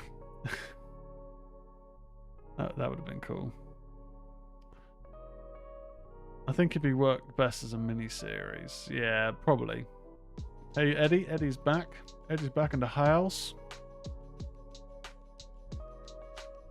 Yeah, I'd like us to have more Dredd on screen, more live-action Judge Dredd. I'd like Judge Death to appear because it would just be badass. But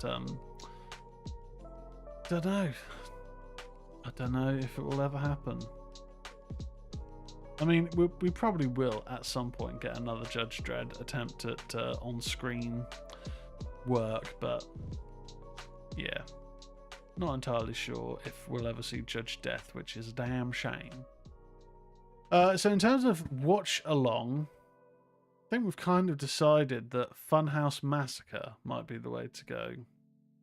It is. It's got Robert Englund, Jer Burns, Scotty Thompson, Matt Angel, Chastity Ballesteros. It sounds like a porno now. Clint Howard. Here's another horror name that I know. Courtney Gaines. Again, this kind of sounds like a porn name. Eric Chavarria, Mars Crane, Rennie Dorian, Sterling Suleiman, Sebastian Siegel, Lee Parker, Michael Eric Reed, Ben Begley. So I know a couple of the names here. But I think let's do Funhouse Massacre. Be a nice little flasher. We'll give that a go. So I've got that queued up. I'm gonna hit play and then just wait for the ads to end, and then I'm going to just have it paused on 0.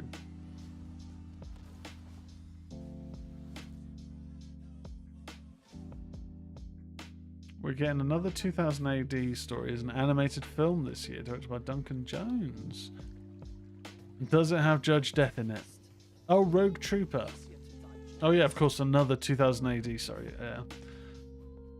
Do you know, 2000 AD, I remember getting one of the comic books as a kid from my local newsagent, M&W's. And it's one of those things where I was probably reading it a little bit too young because it was quite graphic. But I remember at that point, you know, the early mid-90s, that the animation was, or the art style was very, very cool. And I think it was a Judge Dredd story. But I distinctly remember it was like, it was in the comics, so it was like, you know, 30-40 page comic. But it was in like some sort of Egyptian temple, and it was showing these people being embalmed. And it feels like it was a Judge Dredd story, but then it couldn't have been. But I didn't know what it related to, and I think at that stage, I recognised Judge Dredd because it's a very iconic look, but I didn't also get how 2000 AD worked with, you know, multiple different stories and whatnot, and I didn't really get the concept, but I distinctly remember this embalming sequence and thinking, oh, we sort of learned about Egyptian embalming at school, and then it was like, oh my god, this is pretty gnarly and quite detailed art style. A little bit freaky to say the least. Okay, so the film we're going to watch, Prime, on Amazon Prime, The Funhouse Massacre. So I've got it queued up I've got through the trailers, so I've got it paused at 0,00000.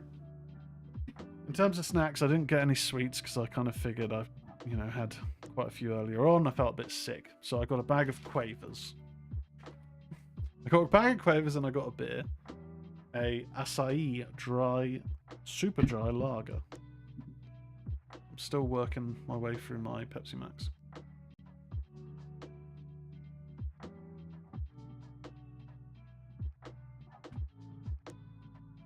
Hope it's not Raka Raka on this Funhouse Massacre. I don't know, I like the Raka Raka. Raka Raka.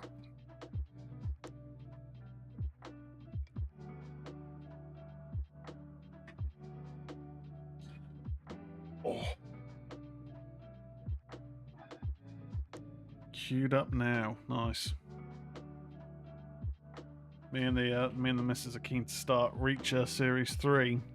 I reminded her that it's now, the first 3 episodes are now on Prime this morning, but I had work to get started on, and she was like, oh, could you not be late for work? Like, not really, no. We can't watch it now. Because what would happen is we'd watch an episode, I'd be very late for work, and then the episode would be no doubt good, and she'd want to watch another one. And then there'd be like another one, and then that's 3 hours gone, and me getting fired. So we didn't do that. Go ahead whenever you two are ready. Right, awesome. Okay, so if we are good, let me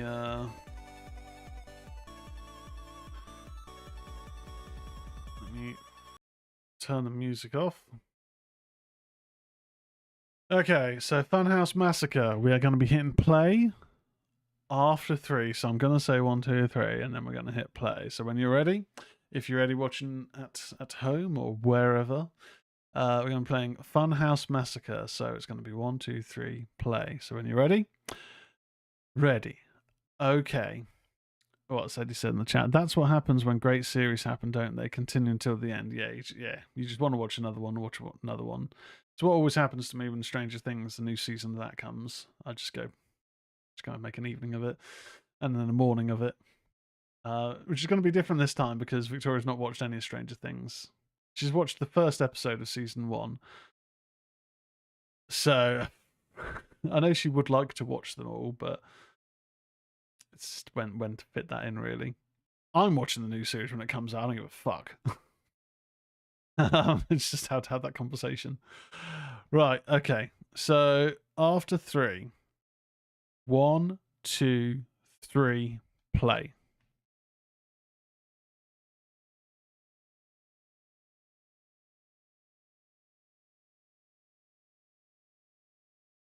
Right, Funhouse Massacre. Here we go. And it's less than an hour and a half, so that's always good for me and my short attention span. Halloween night. Oh, I've got like French subtitles.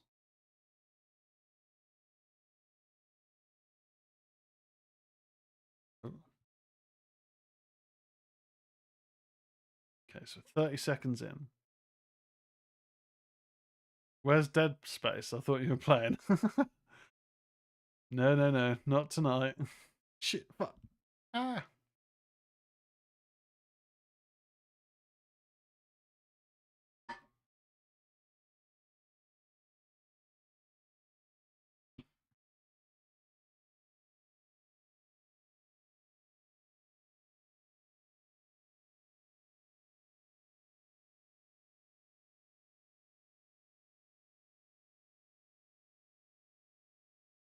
My goodness.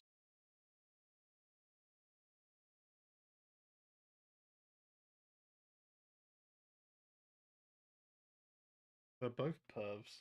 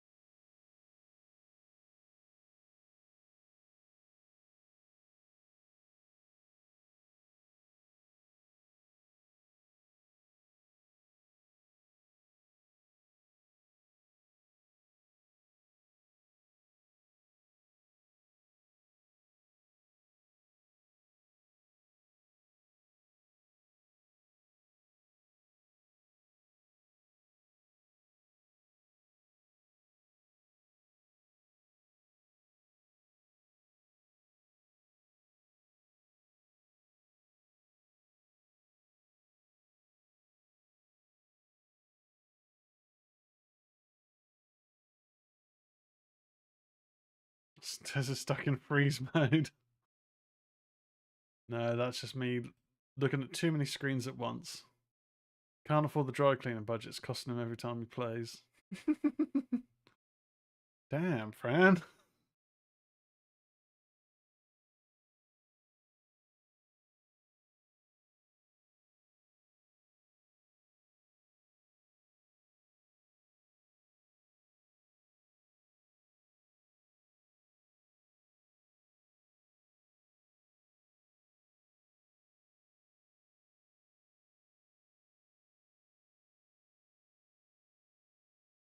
Okay. Creepy serial killers.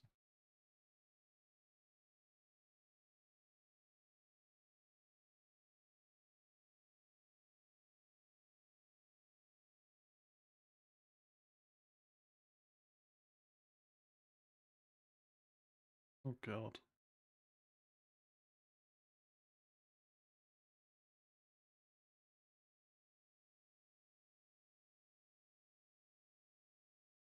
So essentially, we're setting up that these are the worst of the worst.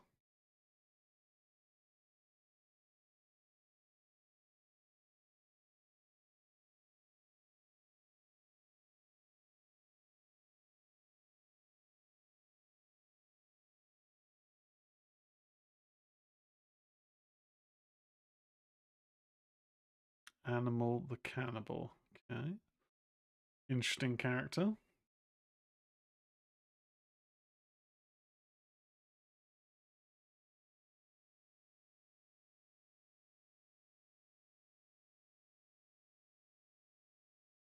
I don't know about you, but the mixing on this is quite bad. Like, the music seems a lot louder than the dialogue. Like, it's not a case of like the dialogue's quiet and then the music comes in really loud. The music is playing over the dialogue, but I can barely hear the dialogue. I don't know if that's just on my end.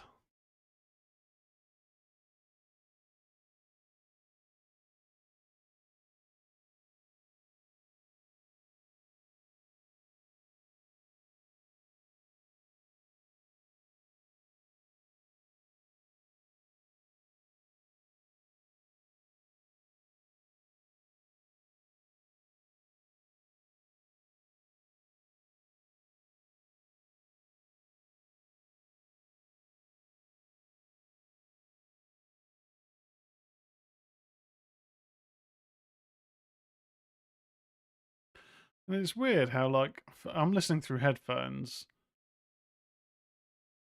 It sounds like Robert Englund's dialogue is just coming out my left ear, but the music is really loud in both. And that just sounds like a weird choice.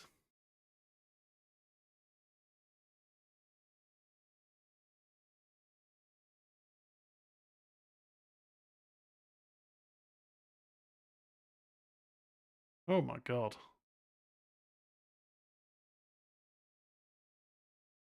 You just bored a hole right through that guy's head? Jesus.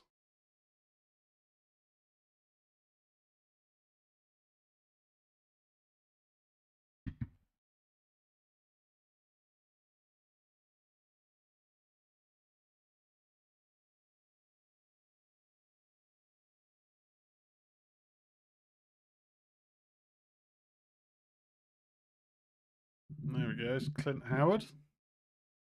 Was recently in Terrifier 3.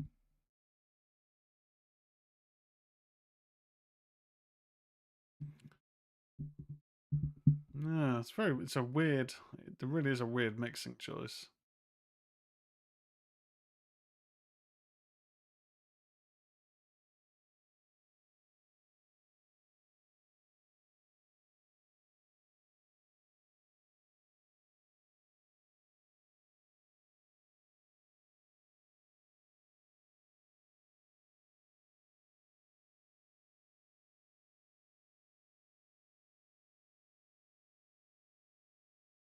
Rocco the Clown.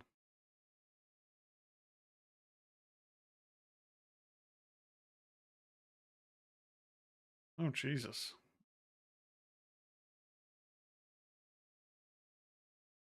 You just punch someone's jaw off.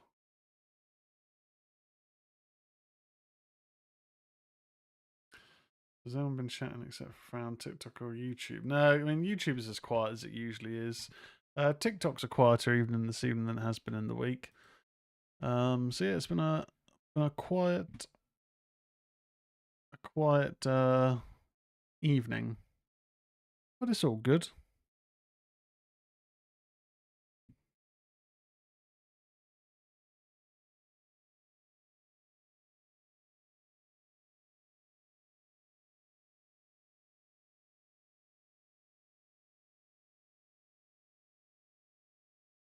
I vaguely recognise this guy. Can't think what from.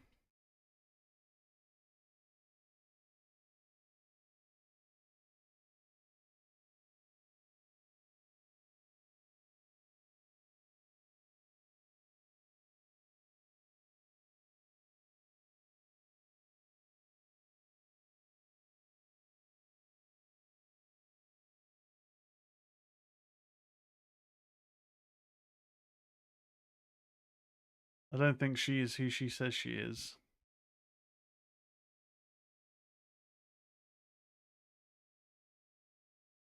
Either that or she's just a bad actress.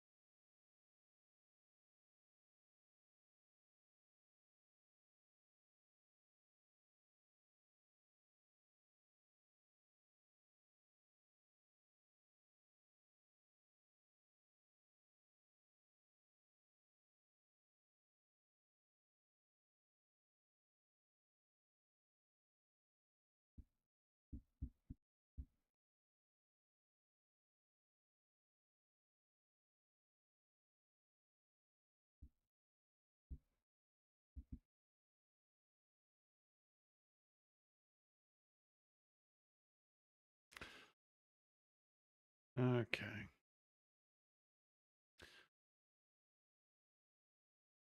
It certainly does seem like it's going down the route that we thought it may.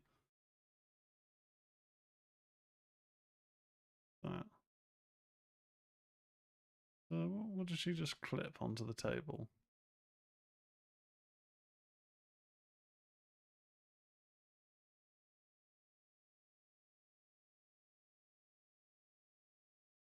Oh.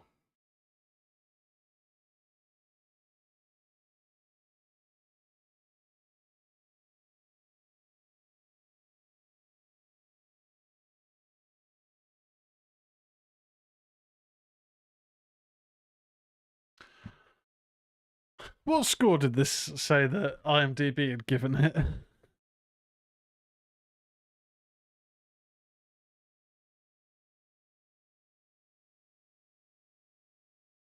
Funhouse Massacre. 5.2.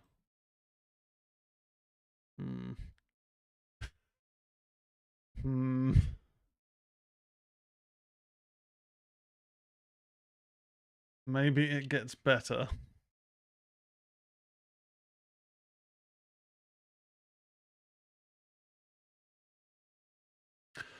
I mean, 5.2 for this, considering Fear Inc., Bloodfest, and Hellfest have all got 5.4 to 5.6, which were both pretty decent little horrors.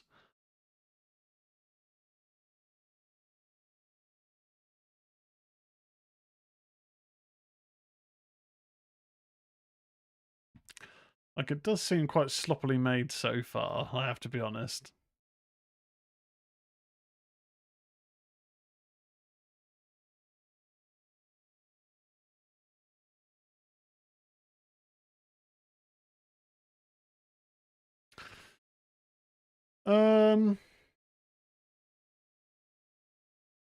I'm reserving judgment, Eddie.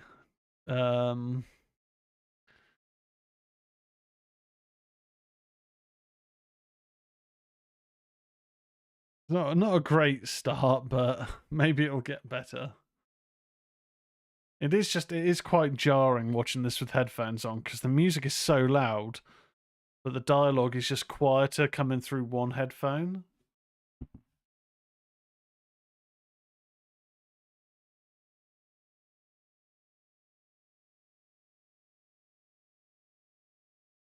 And for some reason, the text is French on screen.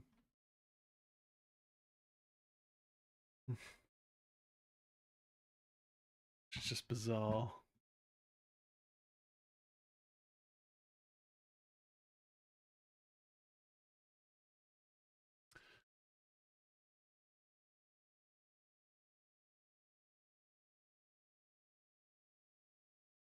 Well, that's the thing, though, Eddie. The reviews aren't as low as I'd expect for a film with such bad mixing and, you know, sloppily made opening. I'd expect that to be more like a 3, like a 3 to a low 4. Yeah. Funhouse Massacre so far. Odd. I'm gonna try and open my window again because it's so fucking hot in here. And my radiator isn't on.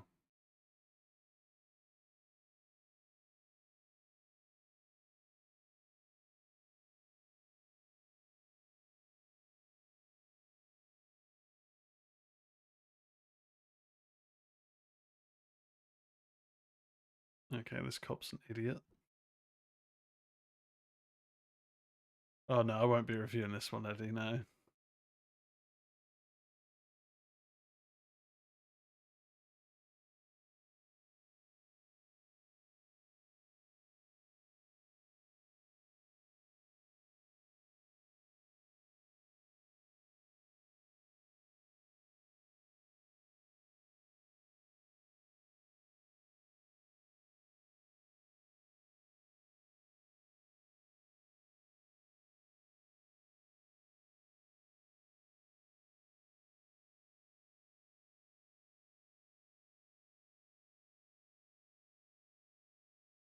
Get the eyes stitched shut? Was that stitching?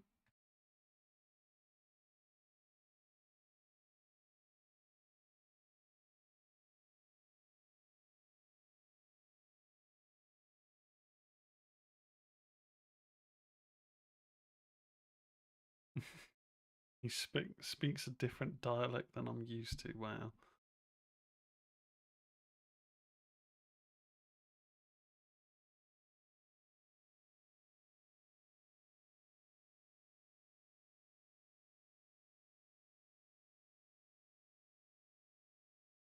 Oh, speaking of new films on streaming services. So we mentioned on the news a little while ago. There's that new, I suppose, Steamboat Mickey inspired horror, but they had to keep changing the title, so it was like a mutant Mickey Mouse or a mutant mouse at a fun fair was killing people. That film is on Tubi now. I haven't watched it because I thought the trailer looked terrible, but the mouse fun fair horror film is on Tubi. So if you're that way inclined and want to watch that, then crack on.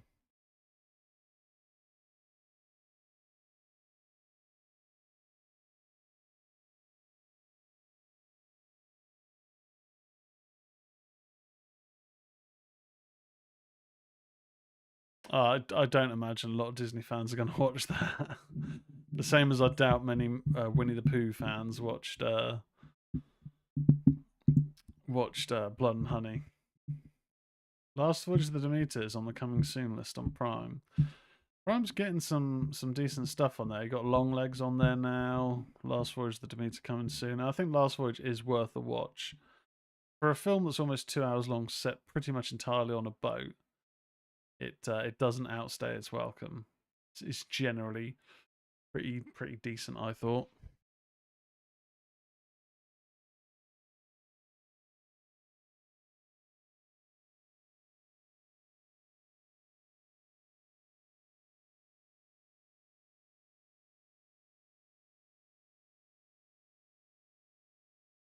Amazon Prime also has the Screaming Tez, very high reviewed. Not for resale.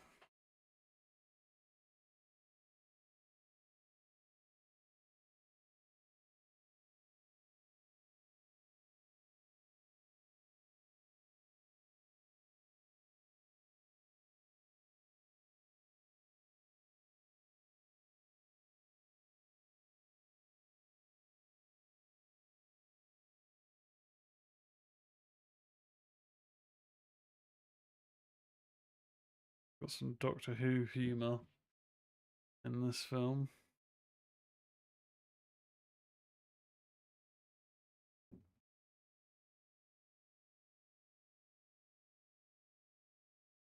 Right, I'm going to have to open the blind a bit so I actually get the benefit of this wind.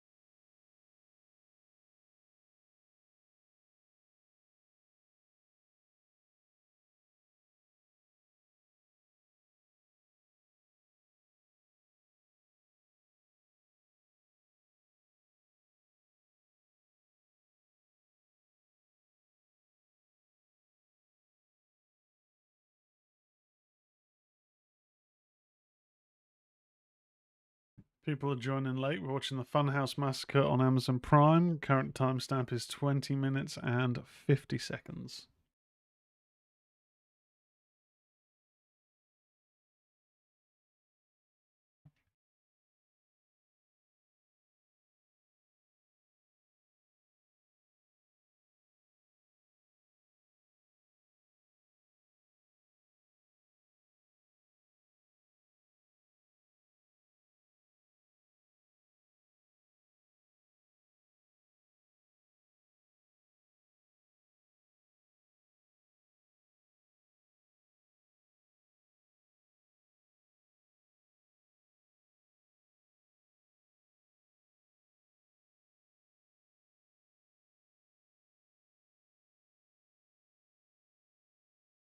That message in the chat is to hit the restream platforms. So I know y'all in Twitch know we're watching that, but it's just it goes out to all the places at the same time.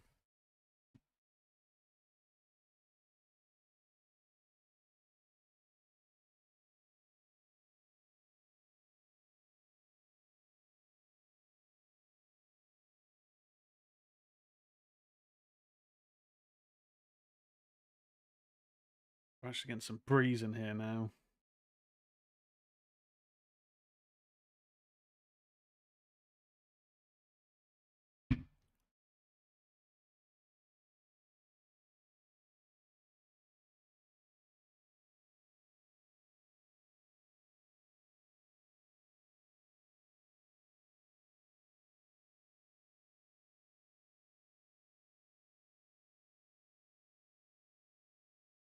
Okay, that was pretty funny.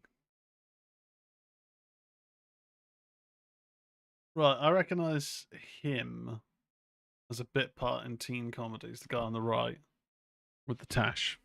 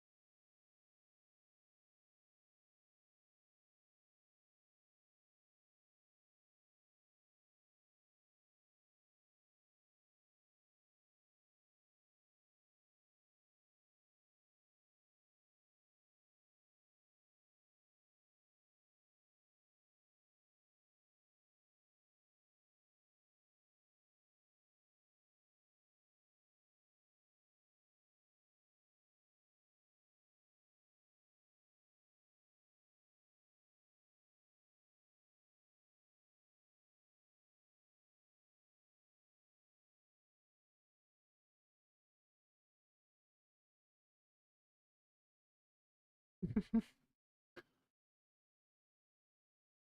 mean, animatronics is a loose term.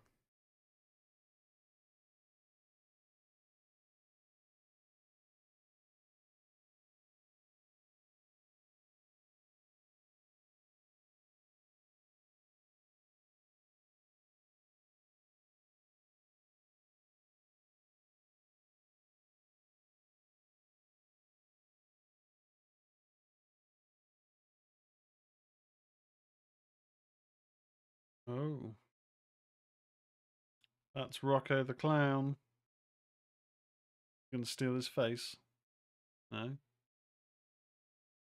mean, that would have been pretty gnarly.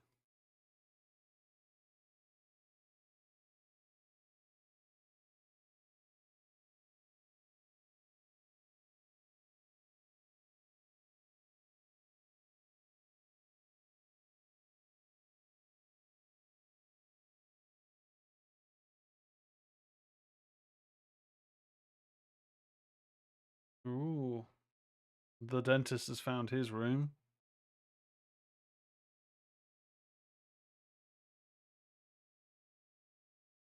More gruesome than Terrifier if it happened. I mean, maybe.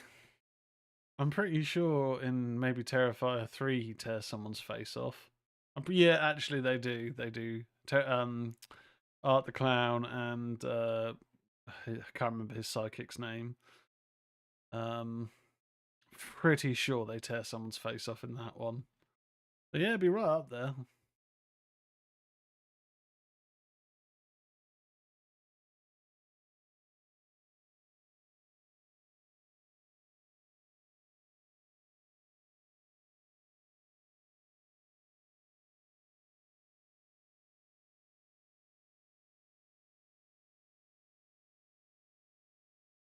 I mean, this guy's got just a generally creepy face.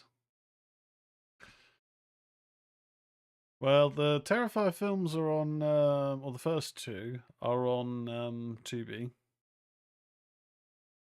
They're on Prime as well, but I know you don't have Prime. But they're on Tubi, which is free.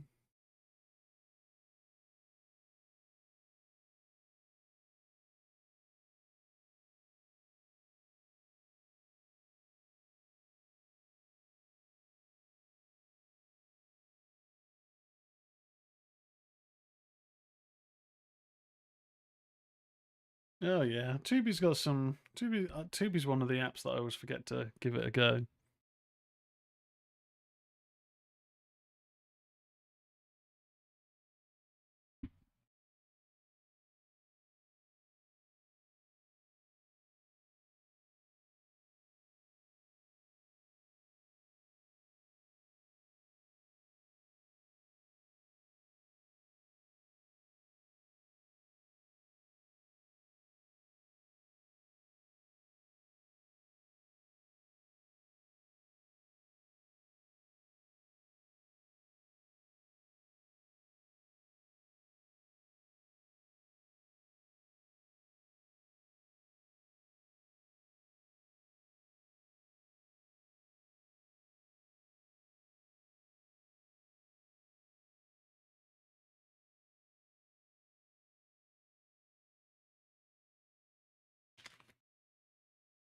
Oh, is he actually gonna? Is he now gonna tear his face off? Okay. Yeah, he did. He just tore his face off. Okay.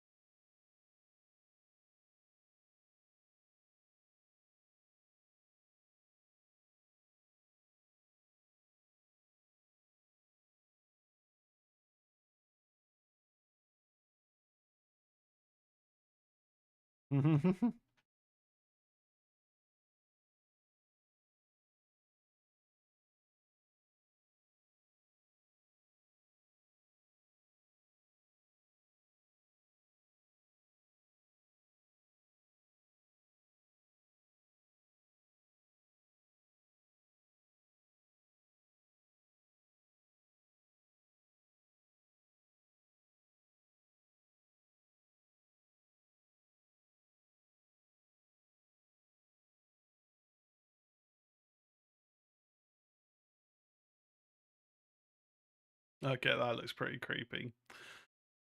So, other than the terrible audio mixing and the bit of a shonky opening with Robert Englund, which is a shame, this is getting better. Maybe I will see how it got that 5.2 or whatever it is on IMDb.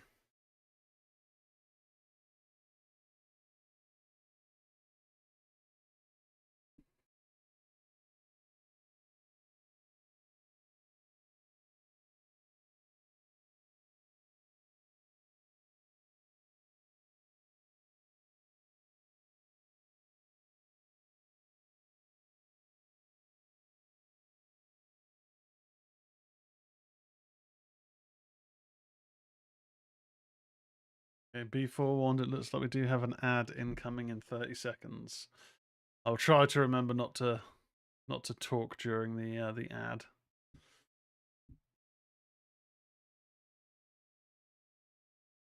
I just feel like the ads are coming a bit more regular than I normally have it set. It should be like on the hour, or it might be 40 minutes, which we've been going almost 2 hours, so.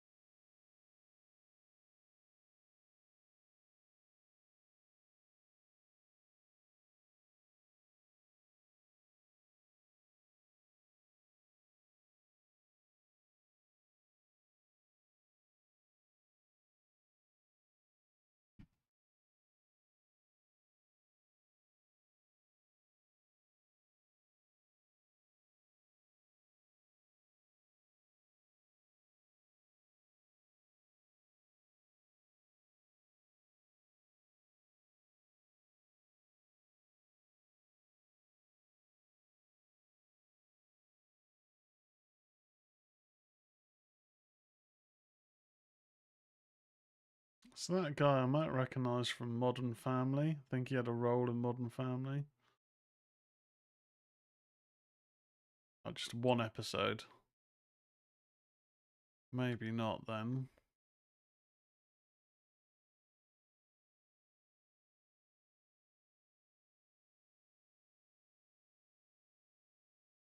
Oh, he's in an episode of Workaholics. That's probably it. I have seen Workaholics quite a bit.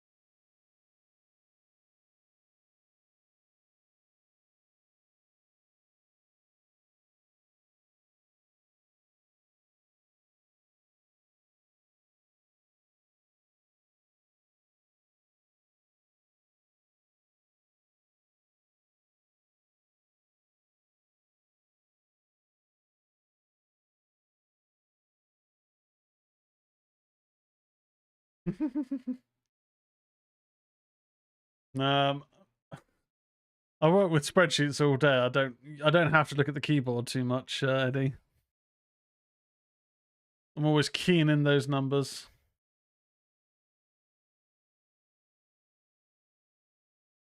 I only put the timestamp up twice because the first time just went on Twitch, not everywhere. And the second time went everywhere. Just in, there's a couple of people watching on YouTube.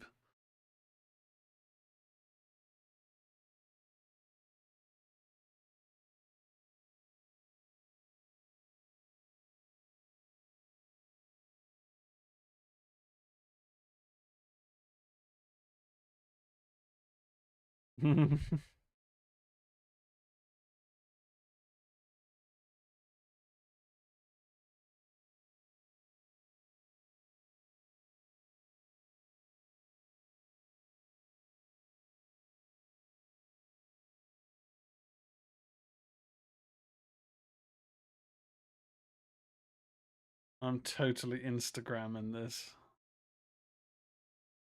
Do people talk like that?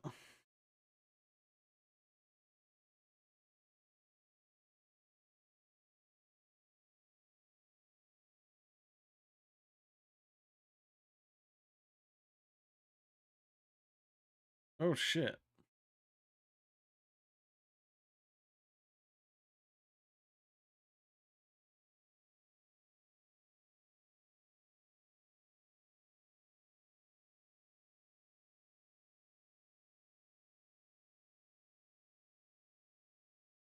Back now.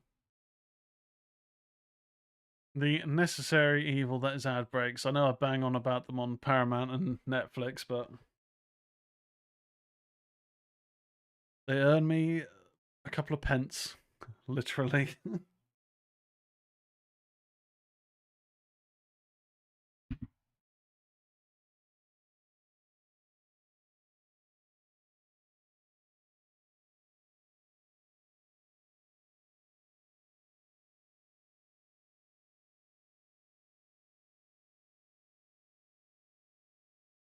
Definitely young people using TikTok and Instagram to clip a lot of things. Well, it works. I mean, quite often, Victoria likes to watch like TikTok, and she'll see clips of films, and then she'll go through looking to find the other clips of the film or like episodes or something. And I used to sort of laugh and go like, "Why? If you're interested, why don't you just watch the film? Like, what just find the film." I've got an ad break. So once my ads are done, I'm gonna. Well, I guess the ad break you guys will have, or Fran will have, will be the same length roughly as mine. I've got an ad break on Prime. Anyway, and I used to always sort of go like, why are you watching? Why are you watching the film in segments on TikTok? What if you're interested? Why don't you just watch the actual film? And then I don't use TikTok really, other than for posting. But I use Reels on Instagram quite a lot, and I got some clip from a TV shows like Law and Order or Grey's Anatomy where someone had someone to impress a girl had they'd laid down in like cement for a dare, but it was like the girl doesn't actually like him, it's just the friends bullying him.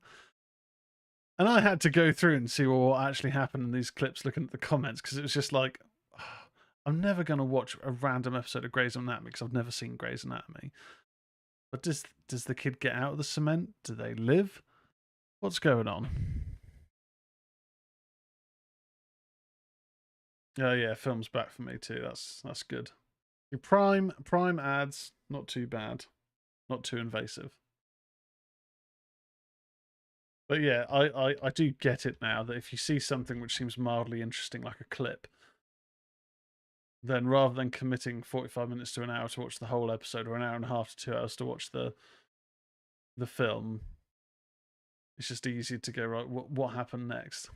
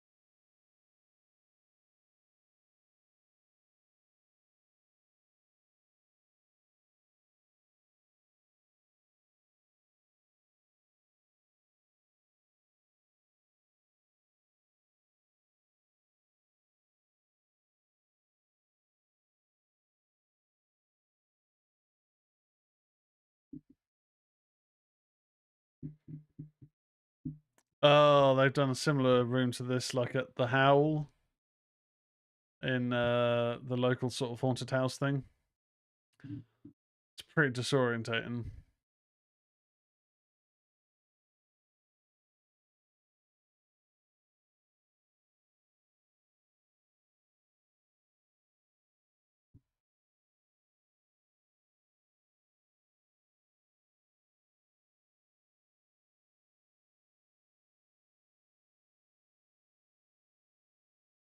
Jeez, there's the real victims.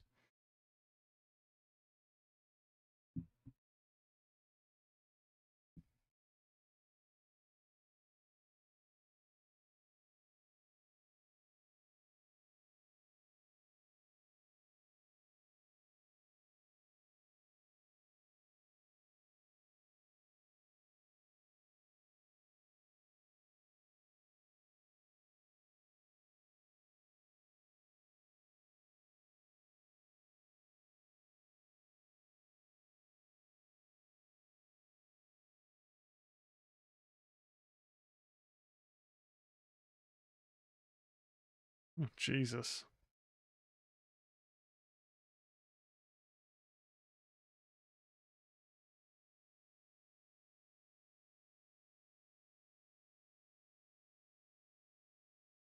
Never really got into social media. Yeah, I mean, I normally just use it for, you know, promoting this or my bookkeeping business. But Reels, I do enjoy Reels just because I normally get served like funny stuff, like comedy stuff. But the thing is, with their algorithms, the second you look into the comments of something, it looks as though you're engaging, so it'll send you more stuff like that. So I always get like these really bad independent singers who have probably used AI to write their music or their lyrics, and they're trying, but they're just terrible. And I always look at the comments. I never comment, but I always look at the comments because sometimes it's just funny. I don't know, that's bad and mean, but you know, sometimes people are just very witty. But because I look in the comments, even though I'm not liking comments, even though I'm not reposting, I'm not following, I'm not sharing, I'm not commenting myself, whatever, it then serves me that stuff all the time. And it's the same with other things like news or like propaganda, and you sort of go, oh my God, what's going on here? Because you look at the comments, it then serves you more of that, which is like, I don't really want to see this stuff. I just want funny stuff. Dogs and funny stuff. That's all I want from my Reels or TikTok. I don't really use TikTok though. Just for promotion.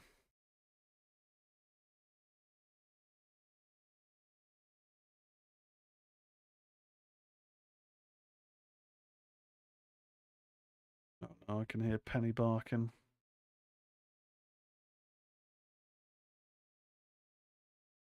And he's on the warpath.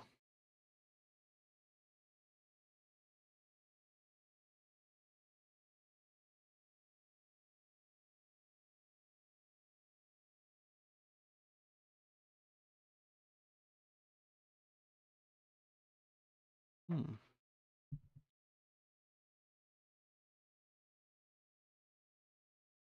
I'm just looking on the outside camera.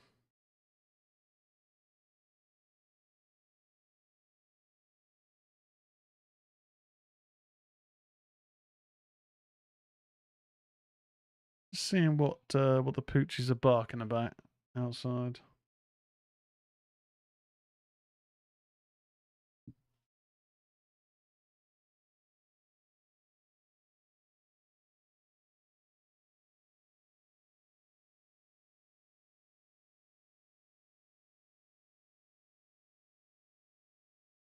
Okay, I need to look in the interior camera to see what is she barking about.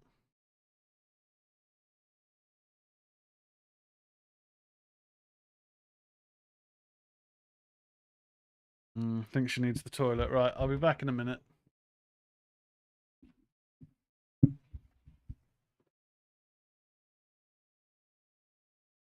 Okay.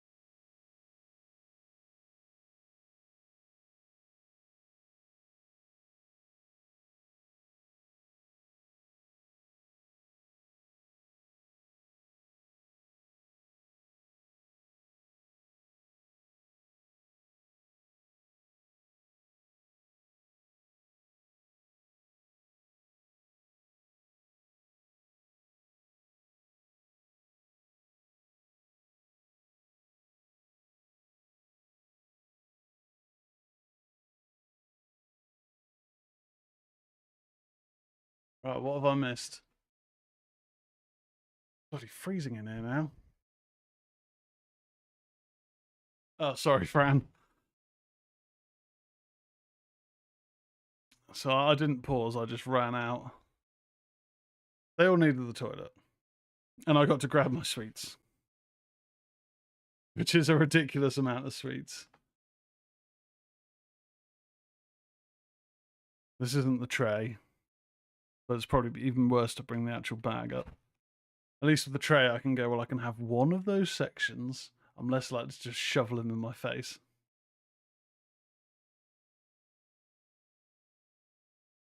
I miss knocking boots in the restrooms. Oh, damn. Oh, no. It's crazy. Literally, earlier on, when I was doing the show and I had my window closed and the blind down, it's so hot in here. I had the window open for a bit, stepped downstairs purely to let the dogs out and check on them and fill their water up. Come back in here and it's like a fucking ice box. Like, I prefer the cold to the hot, but good lord.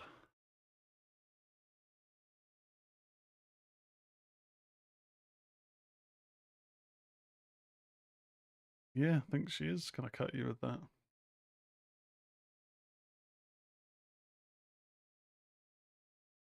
Well, I'm going to limit myself to 4 sweets in total.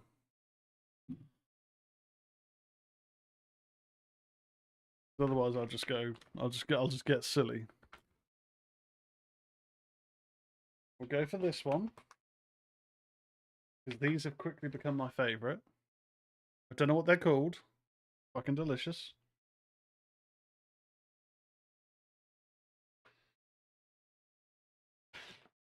We also get one of these jellies or foams. I don't know what you call them, but that's a fish.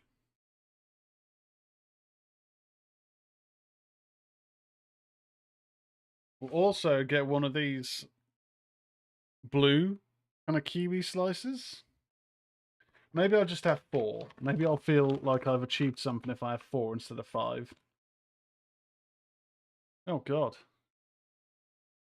She's getting her revenge. And then finally, for the 4th, I don't actually... Oh, dear. I don't actually know what this shape is. It's like a cat or a pig. Kind of looks like a pig's snout, but I don't know. I don't know what that is.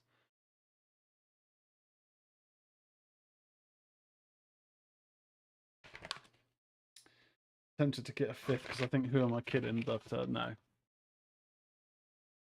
Let's have some sweetie snacks this afternoon. So let's not be silly. Moderation. Don't be cheeky. Right, let's start off with this thing that I don't know what it is. It kind of looks like 2 bits put together, but it's not. I don't know what the shape is meant to be. Very weird.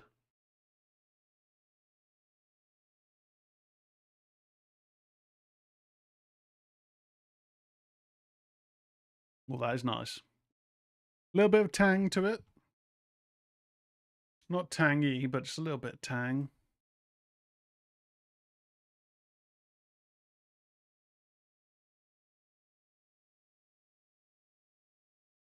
Do this little... I don't know what slice you'd call this, because the normal ones that I've seen of these are watermelon slices. But these ones that are blue, they're fucking delicious.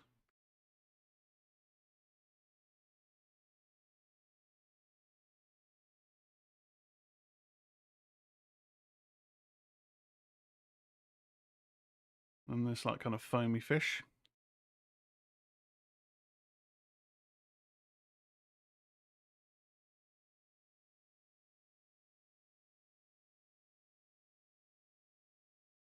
And then finally these are my favourite. It's like, I think the white stuff is sherbet or something like that. Don't know, they're brilliant.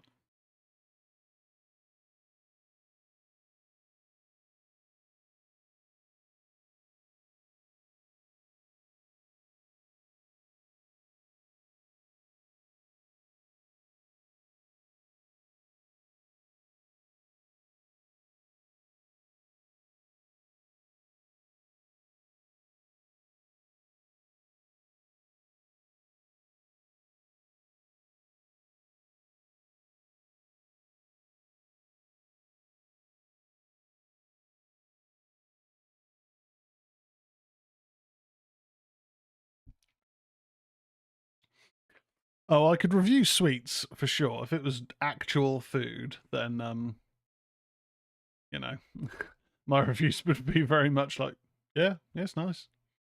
Yeah, it's good. And then if it's pizza, it'd be like, oh man, oh yeah, exquisite. Delicate flavorings of the pepperoni. Oh, yeah. I'm not very eloquent when it comes to food. When Victoria makes me a meal and goes, so what do you think? I'm like, yeah, it's good. So, oh, so you hate it? No, it's good. It's not your favourite though, is it? Well, no, but it's good. Oh.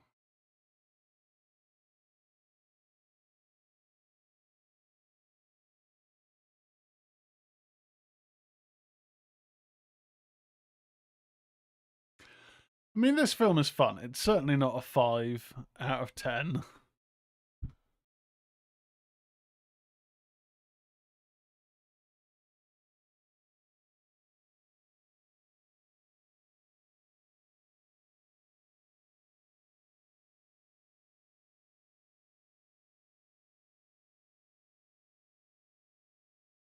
Uh-oh.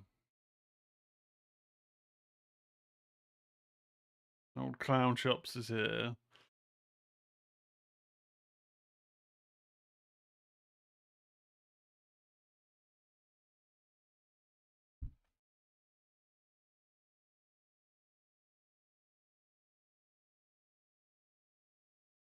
Oh, God.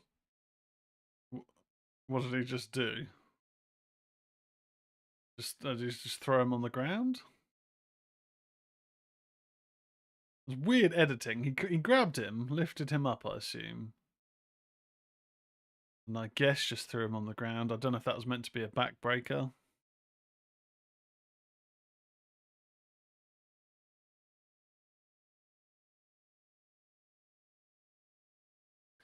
What would I rate it so far? 4 out of 10. Like it's mildly fun, but it's not like any of the kills have been particularly like. I mean, the face rip off was just funny because I'd said that he's going to rip his face off, and then he eventually did. The audio mixing is terrible because there's a lot of music going on over the dialogue, which, you know, doesn't happen all the time, but it is a little bit odd. But the fact that the music is coming out in stereo in the headphones and the dialogue is quieter coming out in just one side, it's very distracting. It's a little bit sloppily made. Yeah. So yeah, 4 to 4.5. Yeah, exactly, Fran. That's what I've got. Music plays in both, dialogue and left only. It's weird. Oh,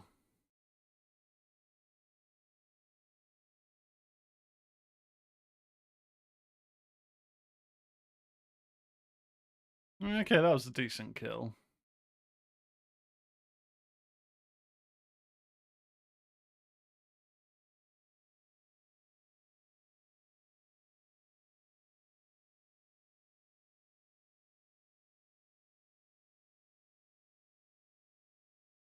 I feel this killer is getting a lot of the focus. And we haven't seen that much of the kind of the oh shit. Okay, that's grim. We haven't seen that much of the leader type. I imagine he'll be more prominent in the finale. Yeah, I mean we only tried it because I thought, oh, okay, the score for that's kind of decent for what I would expect. And yeah, it was a very misleading score, I think. But it's not bad.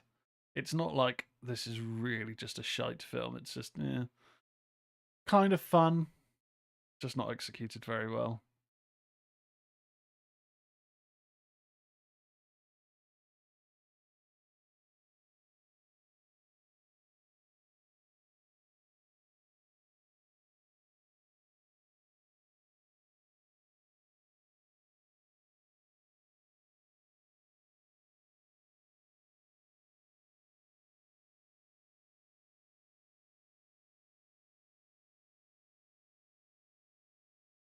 Yeah, and the comedy cops playing for laughs.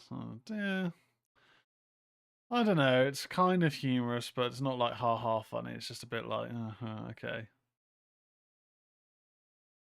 like slipping over in the blood continuously. Don't know.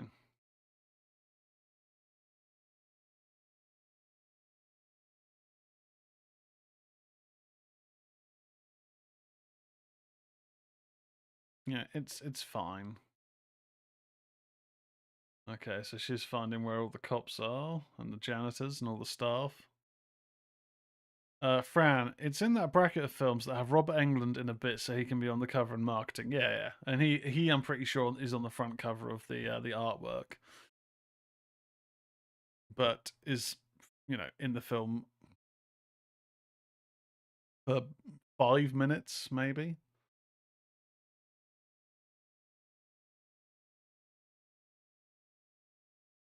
And it is a shame when you get films like there was Stream recently, and there's plenty of other ones where they get the marketing by having like Tony Todd in or Robert Englund or Danielle Harris, and that's cool because fans love them from their previous films. All right, 1 second. Hello, Bobo. Yes.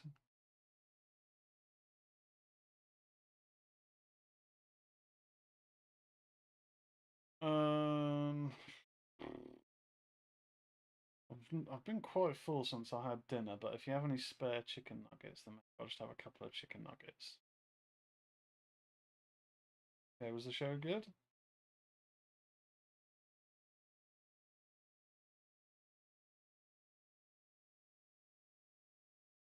Oh, that's good. Feeling better than we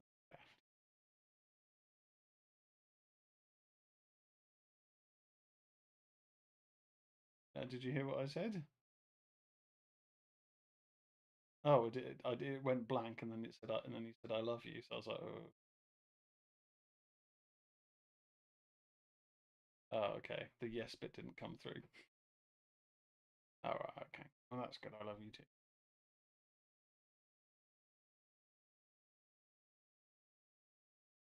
Yeah, the pooches have had toilet time. They're listening to audio.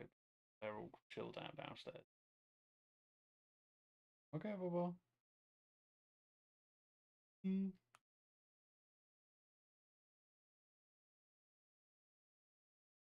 Sorry.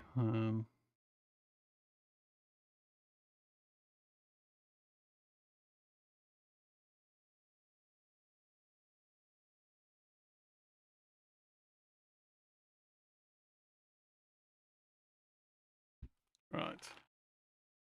Well, I'm going to have the stream, mates. Have a great rest of the stream. No worries, Eddie. Have a good one. Catch you later. Thanks for dropping by.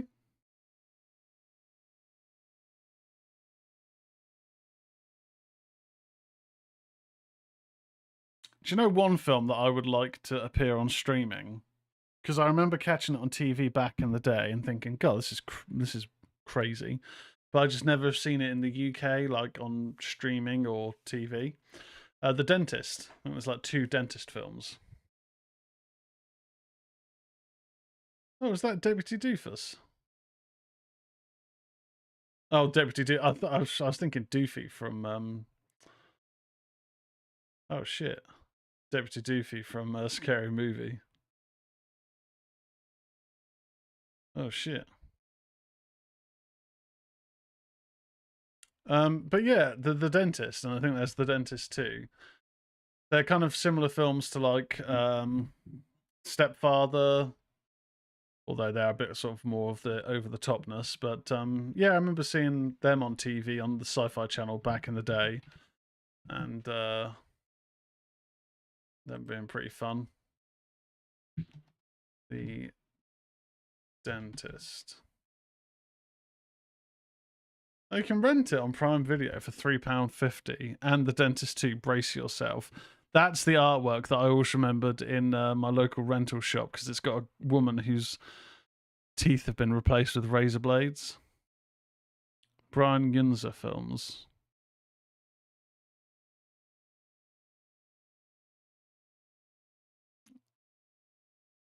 It'd be good if they appeared on streaming.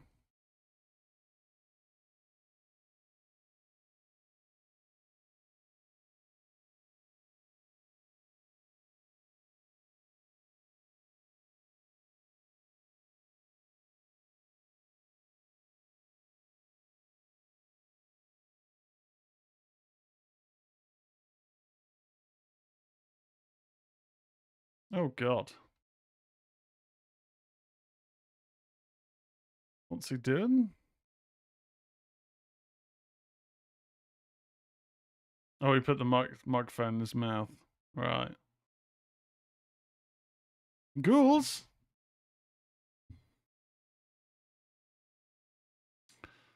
In copyright infringement there. From a film that predates the show quite a while.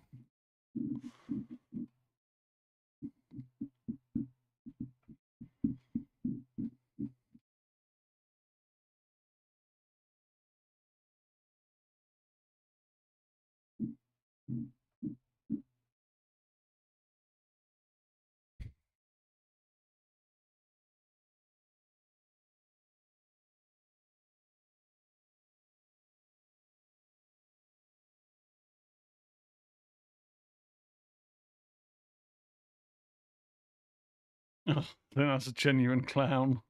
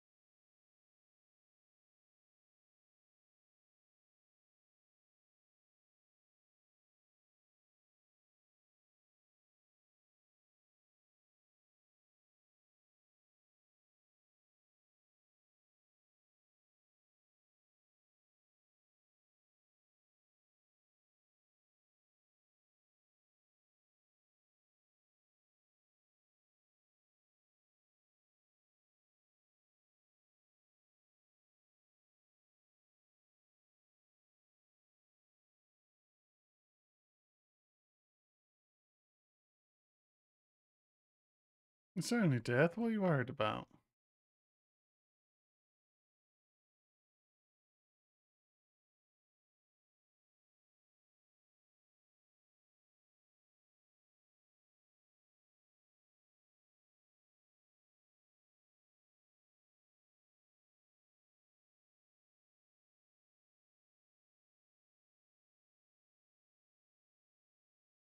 Okay, he just broke that guy's back. God damn. Okay, Deputy Doofus looks like he's going to get caught in the crossfire.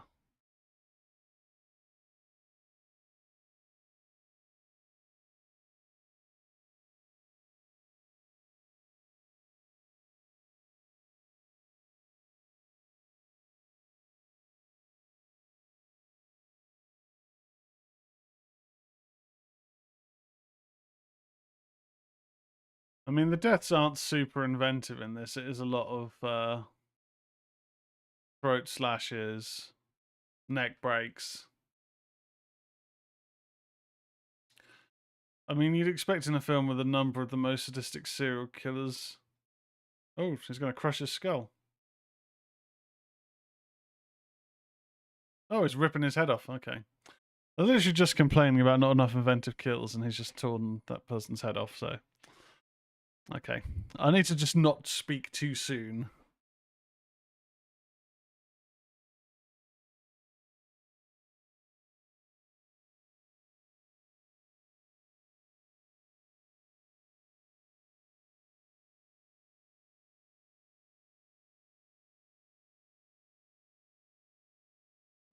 What was that? Oh, someone else's head. A lot of decapitations in this film.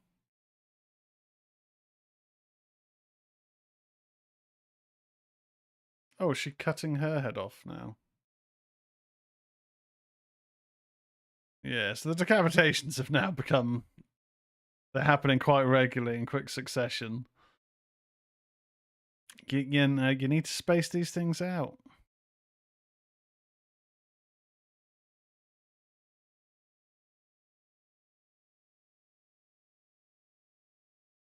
Master of the Premonition. Don't call me Nostradamus for nothing.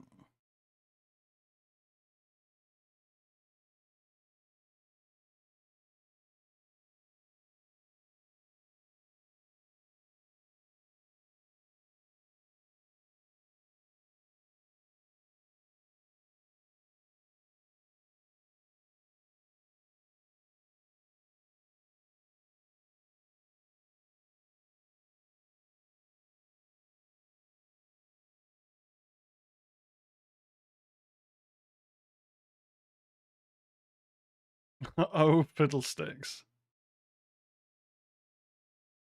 Oh, for God's sake.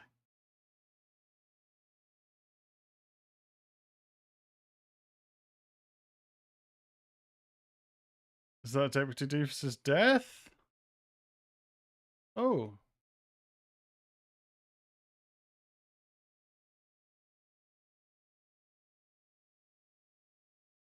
Okay, machete. Although it's not put him down yet. So I can't celebrate too soon.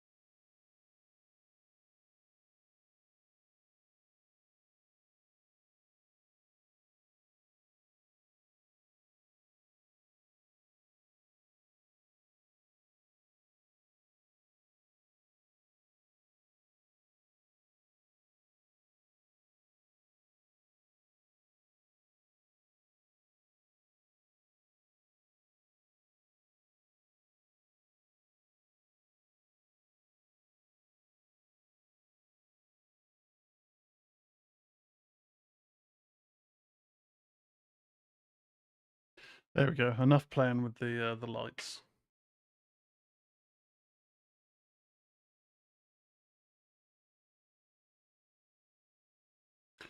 Oh, look, he's getting the girl.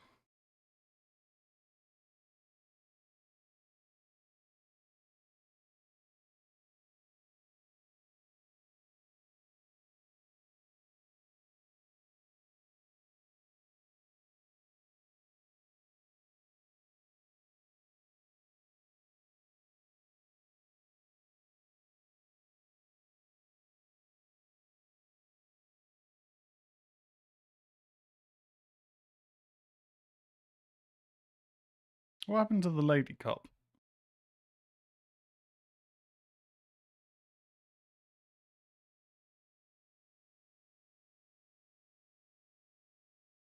Oh, there we are.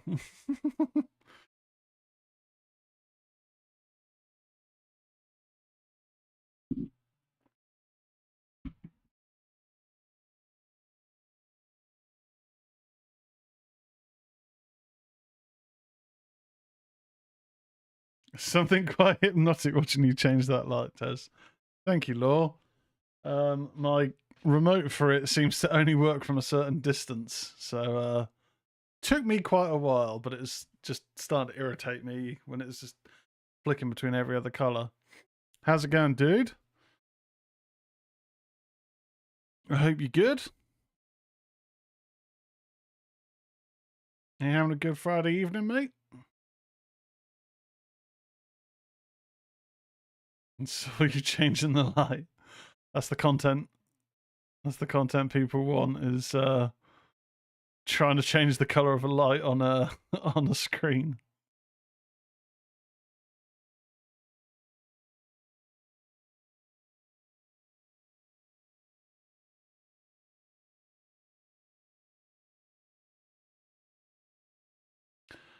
We're currently watching Funhouse Massacre on Prime. It's, as the title suggests, in terms of quality. And we've got an ad incoming. But yeah, we've got like 11 minutes left of the film. No, so Prime, Twitch cancelled a little while ago the ability to do watch parties. So what we're now doing is basically just watch along. So at the start of the stream, or at the start of the watch along, we'll pick a film and then just kind of have it all queued up, ads out of the way, and then just do a countdown of when to start playing the film. And then every so often I'll just do timestamps to kind of say, you know, we're Funhouse Massacre on Prime. We're now 1 hour, 15 minutes, and 58 seconds in. But that's kind of the way to get around it, because when Twitch took that function away, that's probably was initially the beginning of the end of me kind of streaming regularly at all, because I like doing the watch parties. But yeah, after a year or 6 months or whatever it was, we tried just doing a watch along as opposed to, you know, how it was, and yeah, it's been fine.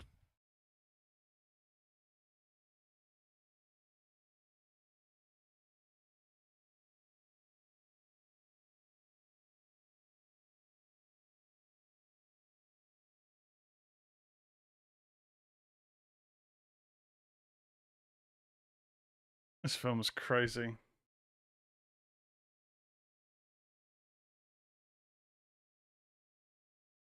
Oh my god, they're burning this guy's face.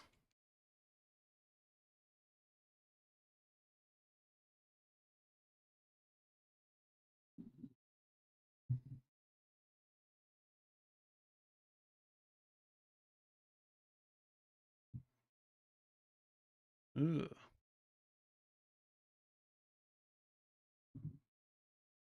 That is grim.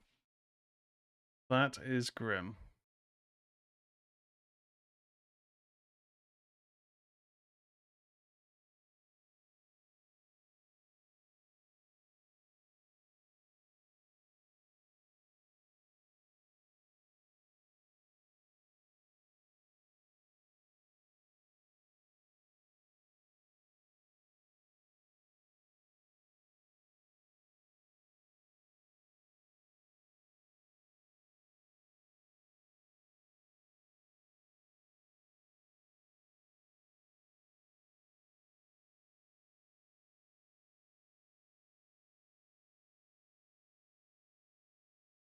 All we need to do is just shoot him.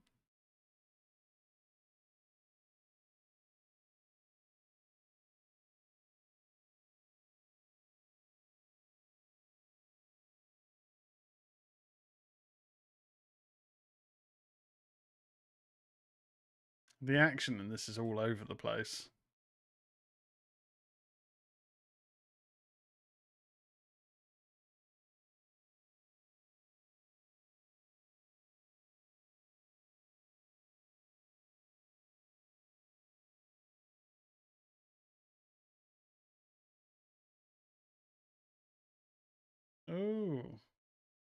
She got her.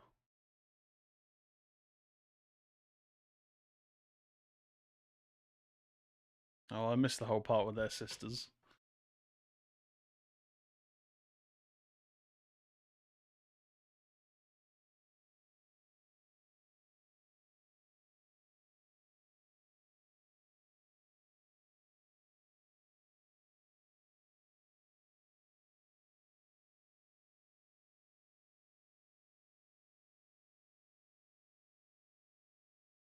Oh dear. Well, Officer Doofus finally grew a pair. Took him long enough. Jesus. The good old ads.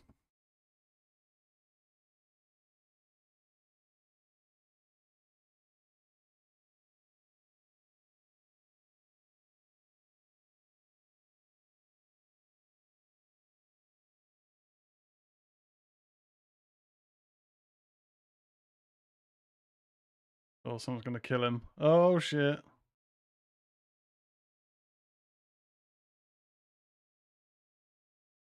Oh. Oh, is that the backbreaker?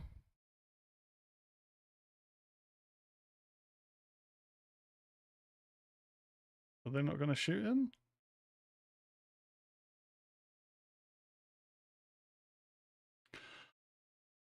Oh, yeah, so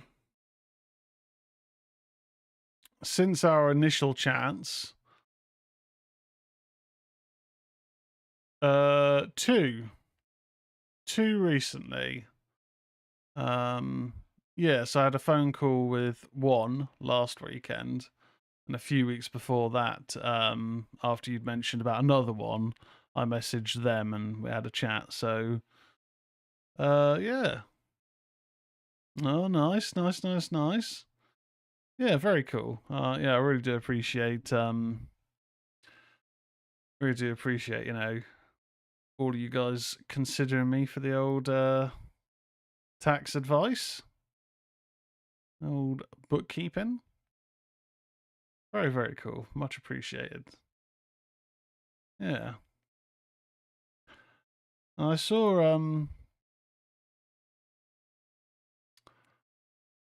so a guy I went to college with called Mike, who is now he tours the world with like a number of different groups. One of them is Glory Hammer. Big sort of power metal group. He used to play keys for them, but he now plays guitar. He's an amazing guitarist. He had shared a video because I think he's friends with a different member of the band, which is Teresa's new band or new band, I guess. And so that seems to be getting some cool traction, which is very, very cool. Like, you know, cool exposure and everything. It's always awesome to see that sort of thing. But I just initially thought kind of small world because I was like, oh, I didn't know Mike knew that group. Oh shit! Does that patch face still has a blade?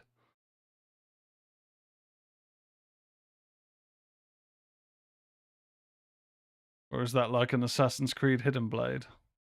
Alright. There we go. Yeah, the song sounded cool. I listened to the snippet. I haven't listened to the whole thing, but I listened to the snippet and it's pretty cool. Just got to sell some tickets so there won't be any tax to pay. I'm sure you will, man. I'm sure you will. Like the promo videos I've seen for Nothing But a Good Time look really, really cool. Very, very swish, mate. Very, very swish. Right, okay.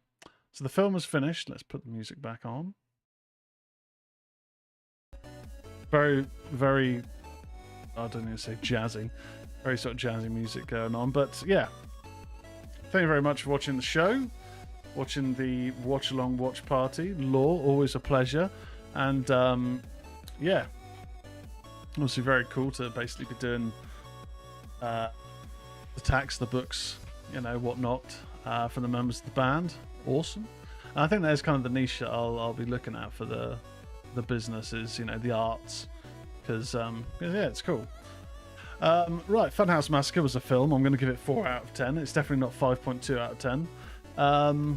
thank you very much, for catching the stream, and thank you very much for watching the streams. Fran, Eddie, Law, everyone on YouTube, TikTok, Twitch, really sort of pushing the streaming, trying to do what I can with it, and also it aids the wedding and honeymoon pot, and that's what this is leading towards.